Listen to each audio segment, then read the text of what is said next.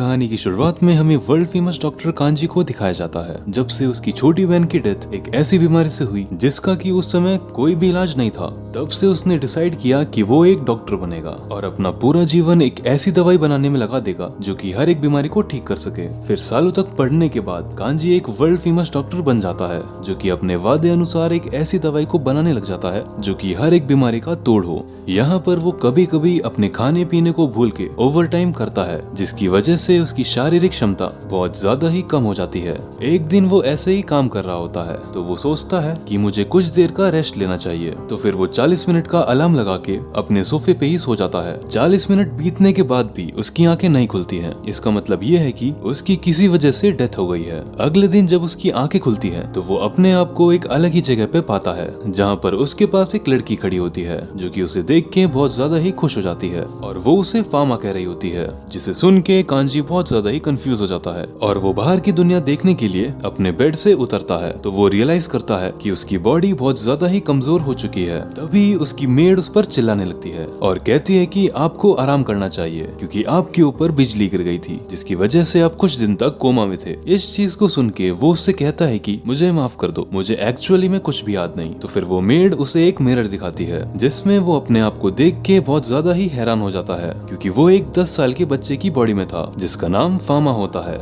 यहाँ पर फामा सोचता है कि उसे अपनी इस लाइफ के बारे में कुछ भी याद नहीं, लेकिन उसे अपनी प्रीवियस लाइफ के बारे में पता था कि वो लास्ट टाइम सो गया था और उसके बाद जब उसकी आंखें खुलती हैं तो वो यहाँ पर था। वो बहुत ज्यादा ही कंफ्यूज हो जाता है। तभी उसको थोड़ा सा दर्द महसूस होता है तो वो अपनी मेड से कहता है कि क्या मैं अपनी बैंडेजेस को हटा सकता हूँ। तो मेड तुरंत जाकर उसके लिए गर्म पानी ले आती है। यहाँ पर बैंडेज हटाते टाइम उसे अपने हाथ पर एक मार्क नोटिस होता है जिसे देख के मेड बहुत ज्यादा ही डर जाती है। तो वो उसे शांत करता है और कहता है ये शायद लाइटनिंग की वजह से हुआ है, लेकिन मेड उस समय प्रेयर करने लगती है और उसे कहती है कि ये निशान सबूत है कि आपको गॉड ऑफ मेडिसिन ने आशीर्वाद दिया है। गॉड ऑफ मेडिसिन का नाम सुन के वो बहुत ज्यादा हैरान हो जाता है और उससे पूछता है कि ये गॉड ऑफ मेडिसिन कौन है। इस पर मेड उससे बोलती है कि आप गॉड ऑफ मेडिकल को भूल गए जिनकी पूजा आपकी फैमिली करती है। तब फामा को रियलाइज होता है कि उसे अपनी इस लाइफ के बारे में कुछ भी नहीं मालूम है। तो वो मेड से पूछता है कि क्या तुम मुझे सब कुछ बताओगी, मैं थोड़ा सा कंफ्यूज हूँ। तो मेड सबसे पहले अपना इंट्रोडक्शन देती है और कहती है कि मेरा नाम लॉटे है। फिर वो उसे महल घुमाते हुए बताती है कि आपकी फैमिली एक रॉयल फार्मासिस्ट है जो कि रॉयल फैम के लिए मेडिसिन बनाते हैं।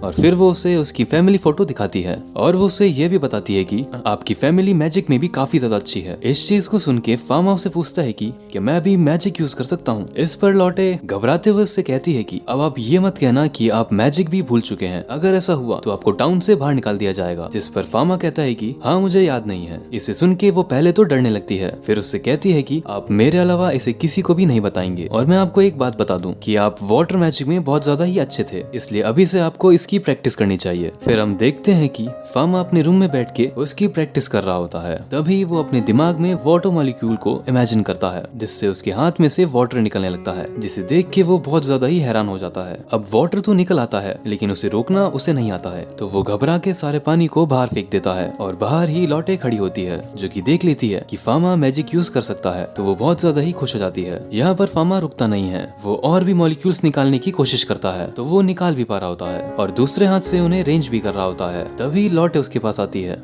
और उसे उसकी लाइब्रेरी को दिखाने ले जाती है और बताती है कि यहाँ पर जितनी भी बुक्स हैं वो आप पहले ही पढ़ चुके हैं, जिनमें से वो एक बुक को उठा के पढ़ने की कोशिश करता है और सरप्राइजिंगली वो उसकी लैंग्वेज को आराम से पढ़ पा रहा होता है। इसके बाद फामा अपनी फैमिली के साथ डिनर करने जाता है जहाँ पर उसे ठीक देख के उसके फादर उससे कहते हैं कि मुझे बहुत ज्यादा ही अच्छा लगा कि तुम ठीक हो गए, लेकिन हमने जो वादा किया था कि मैं तुमसे कुछ क्वेश्चन पूछूंगा अब उसका टाइम आ चुका है। इस पर उसकी मदर कहती है अभी तो ये ठीक होके आया है, कुछ देर बाद पूछ लीजिएगा। जिस पर फामा कहता है कि चिंता मत कीजिए, मैं सब बता दूंगा। तो उसके फादर उससे सवाल पूछना स्टार्ट कर देते हैं जिसका कि हमारा बंदा बखूबी जवाब दे देता है। फिर उसके फादर उससे कहते हैं कि अब तुम पूरी तरीके से ठीक हो चुके हो तो तुम अपनी ट्रेनिंग को वापस से स्टार्ट कर सकते हो। ट्रेनिंग का नाम सुन के वो कंफ्यूज हो जाता है और सोचता है कि कौन सी ट्रेनिंग, फिर भी वो हाँ कर देता है। फिर अगले दिन फामा अपनी पर्सनल ट्यूटर एलिन से मिलता है जो कि उसे मैजिक सिखाती है। यहाँ पर एलिन उसे देखते ही उस पर शक करने लग जाती है क्योंकि पहले फामा उससे अच्छे से बिहेव नहीं किया करता था, लेकिन अब वो बहुत ज्यादा ही काइंड हो चुका है। तो फामा उसे बताता है कि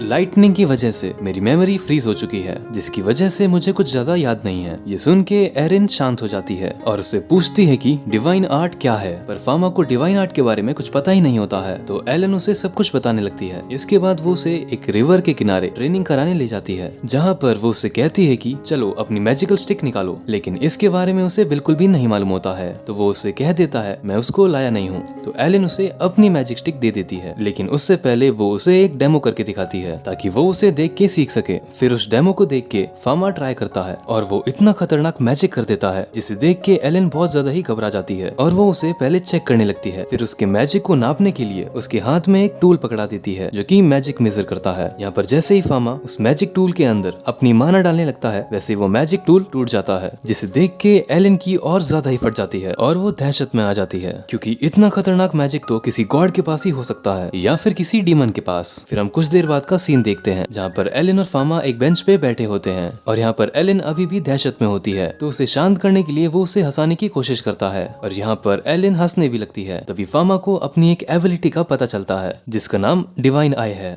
जिसकी मदद से वो किसी भी व्यक्ति की इंजरी के बारे में पता कर सकता है। तो वो यहाँ पर एलन को स्कैन करने लगता है और उसे पता चलता है कि एलन की आंखों में और उंगलियों में दिक्कत है। तो वो डायरेक्ट जाके उसकी उंगलियों को पकड़ लेता है और उससे कहता है कि तुम्हारे हाथों में दिक्कत है। इस पर वो हैरान होकर फामा से पूछती है कि आखिर तुम्हें कैसे पता चला। तो फामा कहता है कि मैंने अपने हाथों को यूं किया तो मुझे तुम्हारी उंगली ग्लो करते हुए दिखी। इस चीज को सुन के वो बहुत ज्यादा ही घबरा जाती है और कहती है कि ये पावर तो एक नॉर्मल इंसान के पास नहीं हो सकती, आखिर तुम कौन हो। और वो डरते हुए फामा के पास से भाग जाती है। फिर हमें अगले दिन पता चलता है कि एलन की बहुत ज्यादा ही तबीयत खराब हो जाती है, जिसकी वजह से वो आज फामा को ट्रेनिंग देने नहीं आ पाएगी। इस पर फामा के फादर फामा को एक मेडिसिन देते हैं और उससे कहते हैं कि ये तुम एलन को दे आओ। तो यहाँ पर फामा उस मेडिसिन को लेके एलन के घर पहुंच जाता है। यहाँ पर वो मेडिसिन को चेक करने लगता है तो उसे पता चलता है कि ये जो मेडिसिन है वो ज्यादा इफेक्टिव नहीं है। तो वो अपनी मैजिक की मदद से उस मेडिसिन में थोड़ी सी एनहांसमेंट कर देता है, जिससे कि एलन बहुत जल्दी ही ठीक हो जाए। तभी हम एलन को देखते हैं जो कि फामा से बचने के लिए फुल टू प्रोटेक्शन में आई होती है और वो उससे कहने लगती है कि क्या तुम मुझे मारने आए हो। इस पर फामा उससे कहता है कि नहीं, मैं तुम्हें मारने नहीं आया हूँ। तो वो अपना मास्क उतार देती है और हम देखते हैं कि सही में एलन की हालत बहुत ज्यादा ही खराब हो रही होती है। तो वो उससे पूछती है कि आखिर तुम क्या करने आए हो। फामा कहता है कि तुम बीमार हो ना, इसलिए मेरे फादर ने तुम्हारे लिए मेडिसिन भेजी है और इसमें मैंने भी कुछ एड ऑन किया है। इस चीज को सुन के एलन डर जाती है और उससे कहती है कि क्या तुमने इसमें जहर मिलाया है मुझे मारने के लिए। इस पर वो कहता है कि ऐसा कुछ भी नहीं है, तुम इसे खा लो, तुम्हें कुछ भी नहीं होगा। लेकिन एलन उसकी बात पर विश्वास नहीं करती है। तो फामा उसे समझाते हुए कहता है कि अब मेरी टीचर है, इसलिए मैं आपको नुकसान नहीं पहुंचाऊंगा, आपको मुझसे डरने की जरूरत नहीं है। और अब वो उसके हाथ में कुछ फ्लावर्स देके वहाँ से चला जाता है। उसकी इन बातों का अपनी एलन पर असर हो जाता है और वो उसे ट्रेन करने के लिए वापस से रेडी हो जाती है। फिर अगले दिन हम फामा को देखते हैं जो कि अपनी ट्रेनिंग ग्राउंड में आया होता है और वहाँ पर एलन भी आ जाती है। वो यहाँ पर भी अपने आर्मर में आई होती है और वो उससे कहती है कि वैसे तो मुझे तुम पे ट्रस्ट है, लेकिन तुम्हारा जो मैजिक है वो बहुत ज्यादा ही ताकतवर है जो कि मुझे नुकसान पहुंचा सकता है, इसलिए मैंने ये आर्मर पहना हुआ है। और वो उसे थैंक यू भी कहती है क्योंकि उसने जो मेडिसिन दी वो उसके ऊपर काम कर गई। फिर वो लोग ट्रेनिंग करते हैं जहाँ पर फामा की इनक्रेडिबल मैजिक स्किल को देख के एलन बहुत ज्यादा ही हैरान हो जाती है। अब ट्रेनिंग खत्म होने के बाद फामा अपने घर में बैठा होता है और अपनी डिवाइन आइज का यूज करके अपने सर्वेंट्स की इंजरी को देख रहा होता है। तभी वहाँ से लॉटे गुजरती है तो वो उसे भी स्कैन करता है और उसे पता चलता है कि लॉटे के हाथ में बहुत ज्यादा ही प्रॉब्लम है। तो वो डिसाइड करता है कि वो उन सारे सर्वेंट्स के लिए भी मेडिसिन बनाएगा। तो वो अपनी लैब में जाके उनके लिए अपनी मैजिक से मेडिसिन बनाने लगता है। कुछ देर बाद की मेहनत के बाद वो मेडिसिन को बना लेता है और फिर वो लॉटे के पास जाता है और इन मेडिसिन को लॉटे को दे देता है, जिसे पाके पहले तो लॉटे बहुत ज्यादा इमोशनल हो जाती है, फिर खुशी से उसे थैंक यू कहती है। फिर यहाँ पर फामा उन मेडिसिन को और भी सर्वेंट्स में बांट देता है, जिससे बाकी सर्वेंट्स को बहुत ज्यादा ही अच्छा लगता है। यहाँ पर लॉटे फामा से कहती है कि ये लोग कितने ज्यादा लकी हैं कि इन्हें एक रॉयल फैमिली फार्मासिस्ट से दवाई मिल रही है, लेकिन दुनिया में कुछ ऐसे भी लोग हैं जिन्हें की दवाइयाँ नसीब ही नहीं होती और वो लोग भुखमरी और लाचारी के कारण मारे जाते हैं। ये बात फामा के दिल में लग जाती है और वो यहाँ पर डिसाइड करता है कि वो एक ऐसी दुनिया बनाएगा जहाँ पर लोग दवाइयों की कमी से नहीं मरेंगे। फिर नेक्स्ट डे जब फामा अपनी फैमिली के साथ खाना खाने बैठता है तो वो देखता है कि डाइनिंग टेबल पर उसकी बहन मिसिंग है। तो वो अपने फादर से पूछता है कि आखिर छोटी बहन कहाँ गई।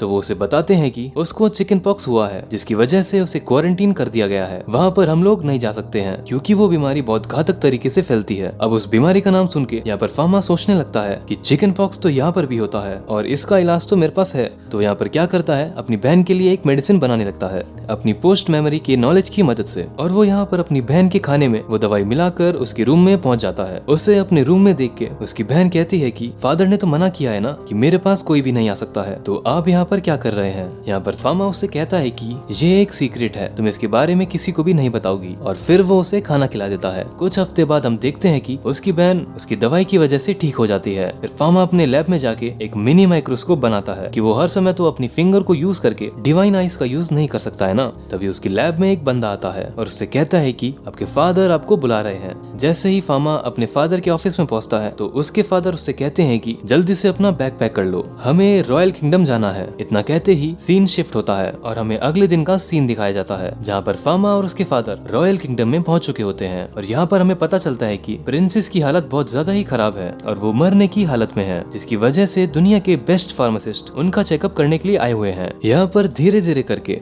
सारे फार्मासिस्ट क्वीन का चेकअप करते हैं, लेकिन उनकी बीमारी इतनी ज्यादा कॉम्प्लिकेटेड होती है कि वो सब अपने हाथ खड़े कर देते हैं कि हमसे इनका इलाज नहीं हो पाएगा। और उनमें से फामा के फादर भी होते हैं जो कि कह देते हैं कि हम इनका इलाज नहीं कर पाएंगे। तभी फामा सोचने लगता है कि आखिर ऐसी कौन सी बीमारी है जिसका कोई इलाज ही नहीं कर पा रहा है। तो वो अपनी डिवाइन आइज का यूज करके क्वीन को स्कैन करने लगता है और उसे पता चलता है कि क्वीन को तो ट्यूबरक्लोसिस है। इस डिजीज में इंसान के ऊपर कोई भी दवा काम नहीं करती है और इसकी पेशेंट को सिर्फ इंजेक्शन देके बचाया जा सकता है, लेकिन इस दुनिया में तो इंजेक्शन एग्जिस्ट ही नहीं करता है। तो आखिर इन्हें बचाए कैसे, वो ये सब सोच ही रहे होते हैं कि तभी क्वीन के बच्चे बाहर से क्वीन के पास आते हैं और उसके पास आके रोते हुए कहते हैं कि मॉम आप हमें छोड़ के नहीं जा सकते, हम आपके बिना नहीं रह सकते हैं। अब उन्हें रोता हुआ देख के यहाँ पर फामा अपना कंट्रोल खो देता है और वो डायरेक्ट क्वीन के पास जाके उनसे रिक्वेस्ट करता है और कहता है कि क्या मैं आपका इलाज कर सकता हूँ, क्योंकि मेरे पास एक ऐसी दवाई है जो कि आपको ठीक कर सकती है। इस चीज को सुन के सब लोग बहुत ज्यादा ही हैरान हो जाते हैं और उससे कहते हैं कि ए लड़के क्वीन को परेशान मत करो। यही चीज उसके फादर भी कहते हैं कि फामा कोई ऐसी बेवकूफी मत करो जिसकी वजह से क्वीन को परेशानी लेनी पड़े। तभी क्वीन फामा से कहती है कि ठीक है मैं तुम्हें परमिशन देती हूँ कि तुम मेरा इलाज कर सकते हो। क्यों? क्योंकि इन सब ने तो अपने हाथ खड़े कर दिए हैं, लेकिन मेरी आखिरी उम्मीद तुम ही हो। ये सुनने के बाद फामा डायरेक्ट ही अपने लैब में पहुंच जाता है और अपने गेट को आइस मैजिक से बंद कर देता है जिससे कि कोई अंदर ना आ पाए, और फिर वो मेडिसिन बनाने लगता है। तभी बाहर उसके फादर आ जाते हैं और इसे चिल्लाते हुए कहते हैं कि फामा तुम्हें पता है ना तुम क्या कर रहे हो, अगर कुछ उल्टा सीधा हुआ तो तुम्हारे साथ बहुत बुरा हो सकता है। लेकिन फामा उनकी बातों पर बिल्कुल भी ध्यान नहीं देता है। तो उसके फादर गुस्से में आके उस गेट को तोड़ के अंदर आ जाते हैं और उससे कहते हैं कि ऐसा मत करो, लेकिन फामा उनकी बात पे ध्यान नहीं देता है और अपना काम कर रहा होता है। तो फामा के फादर फामा को रोकने के लिए उसके ऊपर आइस मैजिक से अटैक कर देते हैं, जिससे बचने के लिए फामा शील्ड लगा के उसे कैंसिल कर देता है और वो अपने बीच में एक आइस बैरियर क्रिएट कर लेता है, जिसे देख के उसके फादर बहुत ज्यादा ही हैरान हो जाते हैं और सोचने लगते हैं कि बिना मैजिकल स्टिक के अपने मैजिक को कैसे यूज किया, और उससे पूछते हैं कि आखिर तुम कौन हो। तभी उनकी नजर फामा की रिसर्च डायरी पे पड़ जाती है और वो उसे खोल के पढ़ने लगते हैं और फामा से पूछते हैं कि आखिर ये सब क्या है। तो फामा उन्हें बताता है कि ये सब नई मेडिसिन के फॉर्मूले हैं, जब मैं कोमा में था तब मुझे इनके सपने आया करते थे और मैंने इन्हें याद कर लिया था। ये सब सुन के उसके फादर कहते हैं अच्छा ये बात है, मैंने तुम्हारे शोल्डर को देखा और मैं समझ चुका हूँ कि तुम्हें गॉड ऑफ मेडिसिन से आशीर्वाद मिला है, इसलिए तुम्हें ये सपने भी आ रहे हैं। ठीक है, मुझे तुम पर भरोसा है, करो अपना काम। और ये कह के वो वहाँ से चले जाते हैं। फिर फामा मेडिसिन बनाना स्टार्ट कर देता है। मेडिसिन बनाने के बाद अगले दिन वो अपनी मेडिसिन को लेके रॉयल किंगडम में पहुंच जाता है।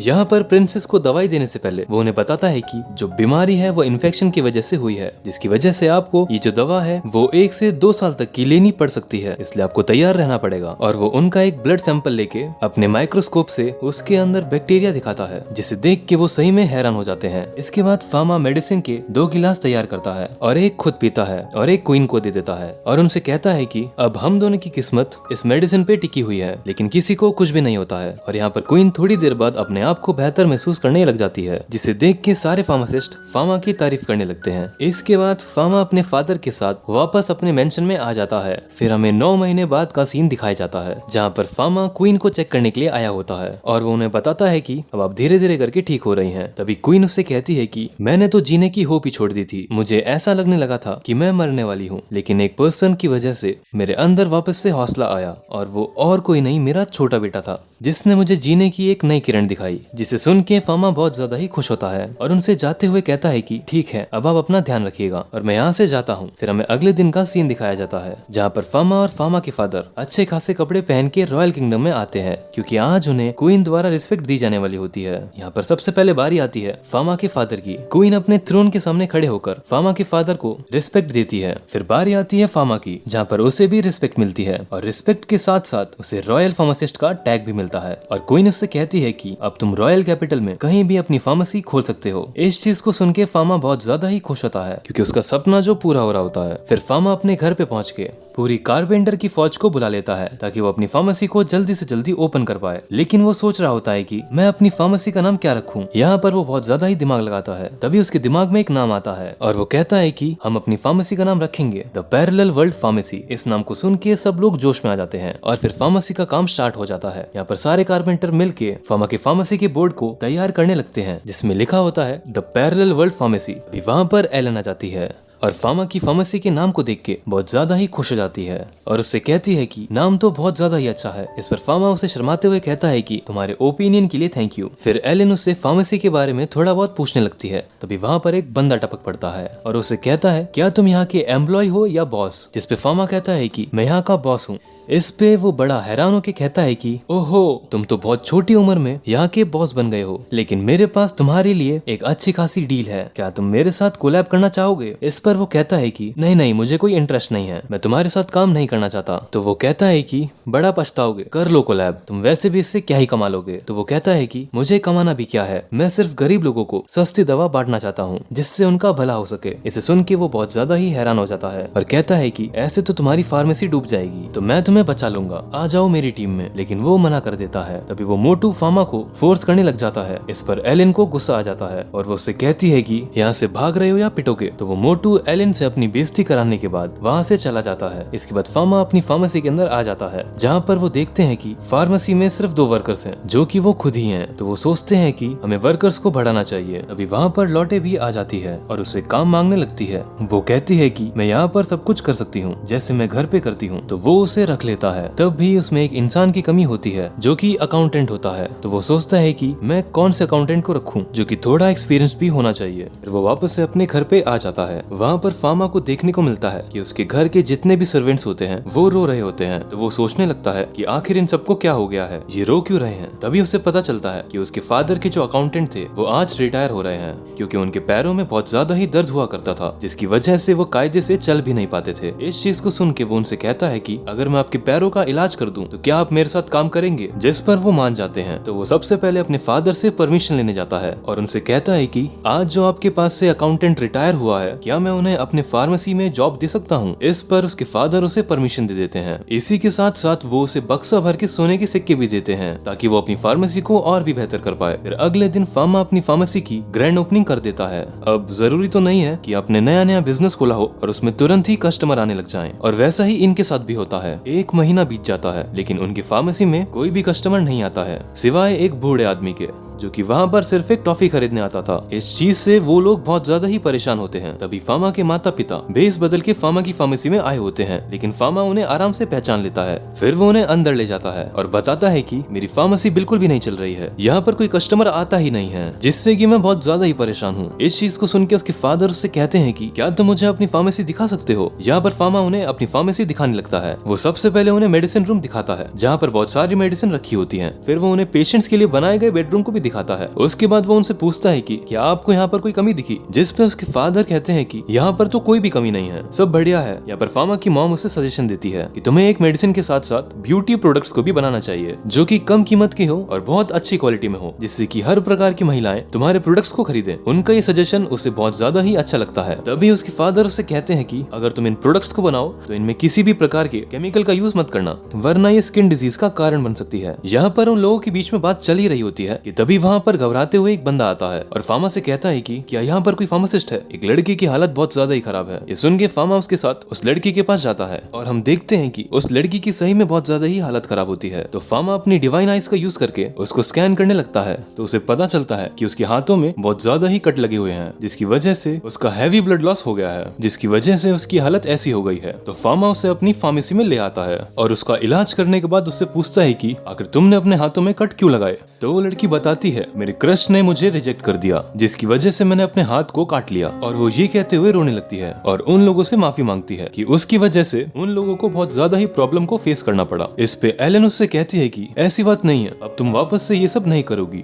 फिर हमें कुछ दिनों बाद का सीन दिखाया जाता है जहाँ पर वो लड़की वापस से फामा की फार्मेसी में आई होती है। अभी फामा ने अपने ब्यूटी प्रोडक्ट्स भी बना के तैयार कर दिए होते हैं, तो वो उस लड़की को कुछ डेमो के लिए देता है, जिसे लगा कि उसे बहुत ज्यादा ही अच्छा लगता है। इधर हम लॉटे को देखते हैं जो कि कुछ ब्यूटी प्रोडक्ट्स को लेडीज में बांट रही होती है, जिससे कि अच्छी खासी मार्केटिंग हो जाती है और धीरे धीरे करके उसकी फार्मेसी में बहुत सारे कस्टमर भी आने लगते हैं, क्योंकि फार्मा के ब्यूटी प्रोडक्ट्स बहुत ज्यादा ही सस्ते भी होते हैं और अच्छे भी होते हैं। अब ब्यूटी प्रोडक्ट्स की बढ़ती डिमांड को देख के वो उसकी एक अलग ही ब्रांच खोल देता है, जहाँ पर वो बहुत सारे ब्यूटिशियंस को रखता है ताकि वो बहुत ज्यादा ही ब्यूटी प्रोडक्ट्स को बना सके। अब फार्मा की फार्मेसी चल पड़ती है और उसकी ब्यूटी प्रोडक्ट्स की वजह से पूरे शहर में उसकी चर्चा हो रही होती है। यही चर्चा घूम फिर के क्वीन तक पहुंच जाती है, तो क्वीन फार्मा को अपने पास बुलाती है उसकी ब्यूटी प्रोडक्ट्स को चेक करने के लिए। यहाँ पर फार्मा सबसे पहले उन्हें लिप बाम देता है। जैसे ही वो उसे अपने होठों पे लगाती है तो उन्हें अपने होठ बहुत ज्यादा ही सुंदर लगने लगते हैं, जिसकी वजह से क्वीन को फार्मा के प्रोडक्ट्स बहुत ज्यादा ही अच्छे लगने लगते हैं। तो फार्मा अपने और भी प्रोडक्ट्स के बारे में उन्हें बताने लगता है, जिसे सुनकर क्वीन उससे कहती है कि तुम्हें अपने प्रोडक्ट्स के दाम को बढ़ाना होगा, क्योंकि तुम्हारे प्रोडक्ट्स पूरे मार्केट में सबसे सस्ते बिकते हैं, जिसकी वजह से दूसरे लोग दूसरी दुकानों में जाना पसंद ही नहीं करते हैं और उन लोगों का बहुत ज्यादा ही घाटा हो रहा है, जिसकी वजह से वो एक ना एक दिन सड़क पे आ जाएंगे। क्वीन से ये बात सुन के फार्मा को रियलाइज होता है कि वो गलत कर रहा है। वो अपने प्राइस बढ़ाने के लिए मान जाता है। इसके बाद हम देखते हैं कि फार्मा बीच पे होता है, जहाँ पर उसकी छोटी बहन और लॉटी रेत से खेल रहे होते हैं और एलन कहीं कोने में सो रही होती है। फार्मा को देखते ही उसकी छोटी बहन उसे पानी में जाने की जिद करने लगती है, जिस पर वो उसे मना कर देता है और कहता है कि फादर ने पानी में जाने के लिए मना किया है। लेकिन लॉटे और उसकी छोटी बहन दोनों जिद करने लगते हैं, तो वो उन्हें रोक नहीं पाता है और जाने की इजाजत दे देता है। यहाँ पर फार्मा की छोटी बहन फार्मा को भी अपने साथ चलने के लिए कहती है, लेकिन यहाँ फार्मा उसे मना कर देता है। उसके मुंह से ये बात सुन के फार्मा को अपनी छोटी बहन की याद आने लगती है और वो एक जगह बैठ के बहुत ज्यादा ही रोने लगता है। तभी उसे अपनी छोटी बहन के चिल्लाने की आवाज आती है। वो देखता है कि वो पानी में डूब रही है, तो वो उसे बचाने के लिए दौड़ता है, क्योंकि उसे लगता है कि कहीं वो अपनी पहली वाली बहन की तरह इसे भी ना खो दे। और वो बिना सोचे समझे पानी में कूद जाता है और जल्दी से उसकी ओर जाने लगता है। जैसे ही वो वहाँ पर पहुँचता है तो वो देखता है कि उसकी छोटी बहन पानी के अंदर डूबती चली जा रही है और वो भी उसे बचाने की कोशिश करता है, लेकिन वो बचा नहीं पा रहा होता है। तो वो गुस्से में तेजी से चिल्लाता है, जिससे कि उसकी बॉडी के अंदर से बहुत सारी पावर रिलीज होने लगती है और वहाँ पर एक बहुत बड़ा गड्ढा हो जाता है, जहाँ पर पानी की एक भी बूंद नहीं होती है। इसे देखकर खुद फार्मा भी अपनी पावर से डरने लग जाता है और वहीं पर एलन भी ये सब देख रही होती है। और इस पावर को देखकर एलन तो भाई बहुत ज्यादा ही हैरान हो जाती है, क्योंकि इस समय फार्मा ने नेगेटिव डिवाइन आर्ट का यूज किया था, जो कि सिर्फ एक डीमन ही कर सकता है। यहाँ पर फार्मा अपनी बहन को लेकर सही सलामत बाहर आ जाता है और वो सोचने लगता है कि शायद उसे ये सब करते हुए किसी ने भी नहीं देखा, लेकिन वो गलत था। वहीं पर एक बंदा खड़े होकर उसके इस सब कांड को देख रहा होता है और वो जल्दी से जाकर होली ग्रुप के मेंबर्स को इन सब चीजों के बारे में बता देता है। ये सब सुनने के बाद उन्हें लगता है कि शायद ये सब एक मॉन्स्टर का काम है, तो वो लोग फार्मा पे नजर रखने के लिए 2 असासिन्स को भेजते हैं। फिर हम देखते हैं कि फार्मा अपनी फार्मेसी में वापस आ जाता है, जहाँ पर 2 होली ग्रुप्स के लोग उसके ऊपर नजर रख रहे होते हैं। फिर अगले दिन जब एक सिपाही ड्यूटी से वापस आता है, तभी वो गेट खोलता है और गेट खोलते ही एक घोड़ा मिट्टी और कचड़े की सामान को लेकर फार्मेसी के अंदर घुस जाता है और वहाँ पर गंदगी फैला देता है। और ये बात जब ब्रूनो को पता चलती है तो उन्हें लगता है कि शायद कोई उनकी फैमिली को टारगेट कर रहा है। फिर अगले दिन जब फार्मा अपनी फार्मेसी में साफ सफाई करने के लिए पहुंचता है, तभी उसके कुछ पुराने कस्टमर्स आते हैं अपने क्रू के साथ, और इसी के साथ शहर के कुछ लोग भी आते हैं उसकी मदद करने के लिए।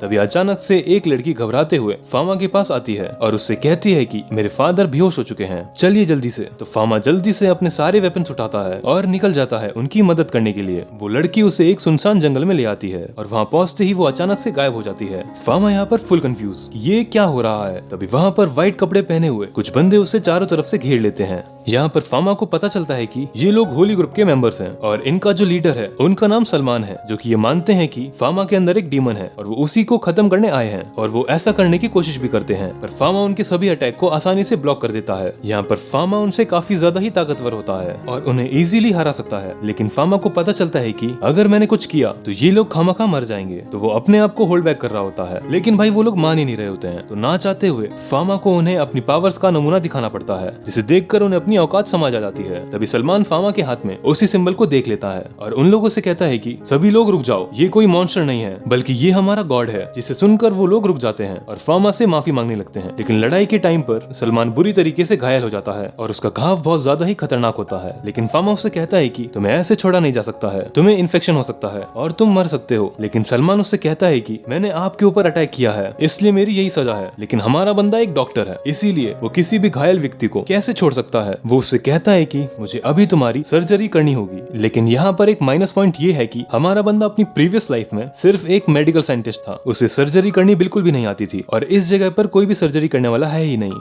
इसलिए वो डिसाइड करता है कि वो अपनी नॉलेज का यूज करके कैसे भी करके सर्जरी करेगा और वो वहीं पर इमरजेंसी टेंट लगाता है और सर्जरी स्टार्ट कर देता है। और भाई वो इतना लकी होता है कि ऑपरेशन सक्सेसफुल हो जाता है। फिर ठीक होने के बाद होली ग्रुप वाले उसे प्रमोशन दे देते हैं। उसके बाद वो फामा से मिलने जाता है उसकी फार्मेसी में और कहता है कि तुमने मेरी जान बचाई, इसलिए मैं तुम्हारे सीक्रेट को सीक्रेट ही रखूंगा। यहाँ पर सलमान फामा के लिए बहुत सारे गिफ्ट लाया होता है, उनमें से उसकी ग्रुप की एक होली स्टिक भी होती है जो कि वो उसे गिफ्ट कर देता है। जब फार्मा उस स्टिक को उठाता है तो अचानक से वो स्टिक ग्लो करने लग जाती है। तभी सोमन कहता है कि इस स्टिक ने तुम्हें चुन लिया है, जिसे देखकर एलन बहुत ज्यादा ही एक्साइटेड हो जाती है और फामा से कहती है कि क्या मैं एक बार इस स्टिक को छू सकती हूँ, जिस पर हमारा बंदा डायरेक्ट उसे दे देता है। लेकिन अचानक से वो स्टिक उसके हाथ से आर पार हो जाती है और यहाँ पर हमें पता चलता है कि इस स्टिक को वही होल्ड कर सकता है जिससे कि इस स्टिक ने खुद चुना हो।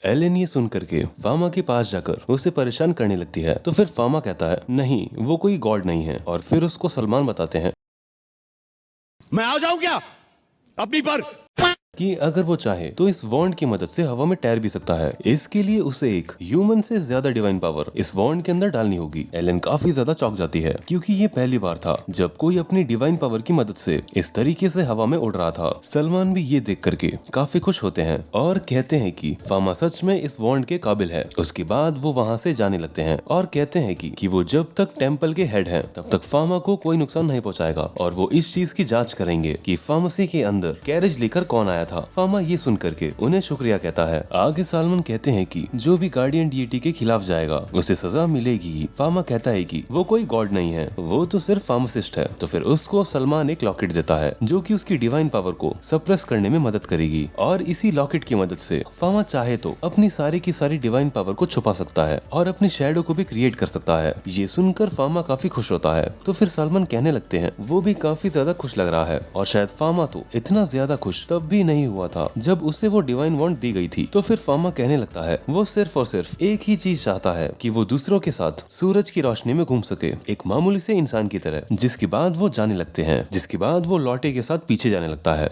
और वो लोग जाकर के शॉपिंग भी करते हैं। उनके साथ ब्लांच भी रहती है और फामा ये देख करके काफी खुश रहता है कि उसकी फार्मेसी के अंदर बहुत सारे नए नए लोग आ रहे थे। लेकिन उसे फिर भी फार्मासिस्ट की कमी हो रही है क्योंकि एरिस्टोक्रेटिक फार्मासिस्ट काफी कम है और उन्हें दूसरे एक्सपीरियंस वाले फार्मासिस्ट की जरूरत है। और फिर हमें दिखाया जाता है एक लेडी को जो कि रास्ते में खड़े होकर एक दूसरे फार्मासिस्ट से पैरेलल वर्ल्ड फार्मेसी की मेडिसिन मांग रही थी और वो फार्मासिस्ट उन्हें मना कर देता है क्योंकि वो लोग उस तरह की दवाइयां नहीं बना सकते। उन्हें पता है कि पैरेलल वर्ल्ड फार्मेसी की जो मेडिसिन है वो काफी अच्छी रहती है, लेकिन उसे बना पाना उनके बस के बाहर है। और जो उनका ओनर है वो तो रॉयल फैमिली से भी है, जिसके कारण उसके पास डिवाइन आर्ट भी होगा और साथ ही साथ बहुत सारा पैसा भी, जिसके कारण उसने प्राइसेस इतने कम रखे हैं। ये सुनकर के वो लेडी गुस्सा हो जाती है और कहने लगती है तो आखिर वो लोग उनके साथ ही काम क्यों नहीं करते। तो फिर वो शॉपकीपर बताता है कि वो लोग ऐसा नहीं कर सकते क्योंकि ये गिल्ड की पॉलिसी के खिलाफ है। ये सारी चीज फार्मा भी खड़े होकर सुन रहा था। तभी ब्लांच उससे कहती है घर वापस चलने के लिए और फार्मा जाते हुए सोचने लगता है उसे एक नई गिल्ड की जरूरत होगी। और फिर हमें दिखाया जाता है वो यही चीज एलान से कह देता है और ये सुनकर एलान कहती है तो आखिर वो लोग कौन कौन से स्टोर को अपने साथ जोड़ेंगे। फार्मा कहता है अभी के लिए वो लोग अपनी दूसरी ब्रांच के साथ ही गिल्ड को शुरू करेंगे और फिर वो दूसरे भी काफी सारे अलग अलग शॉप को अपने साथ ला सकते हैं।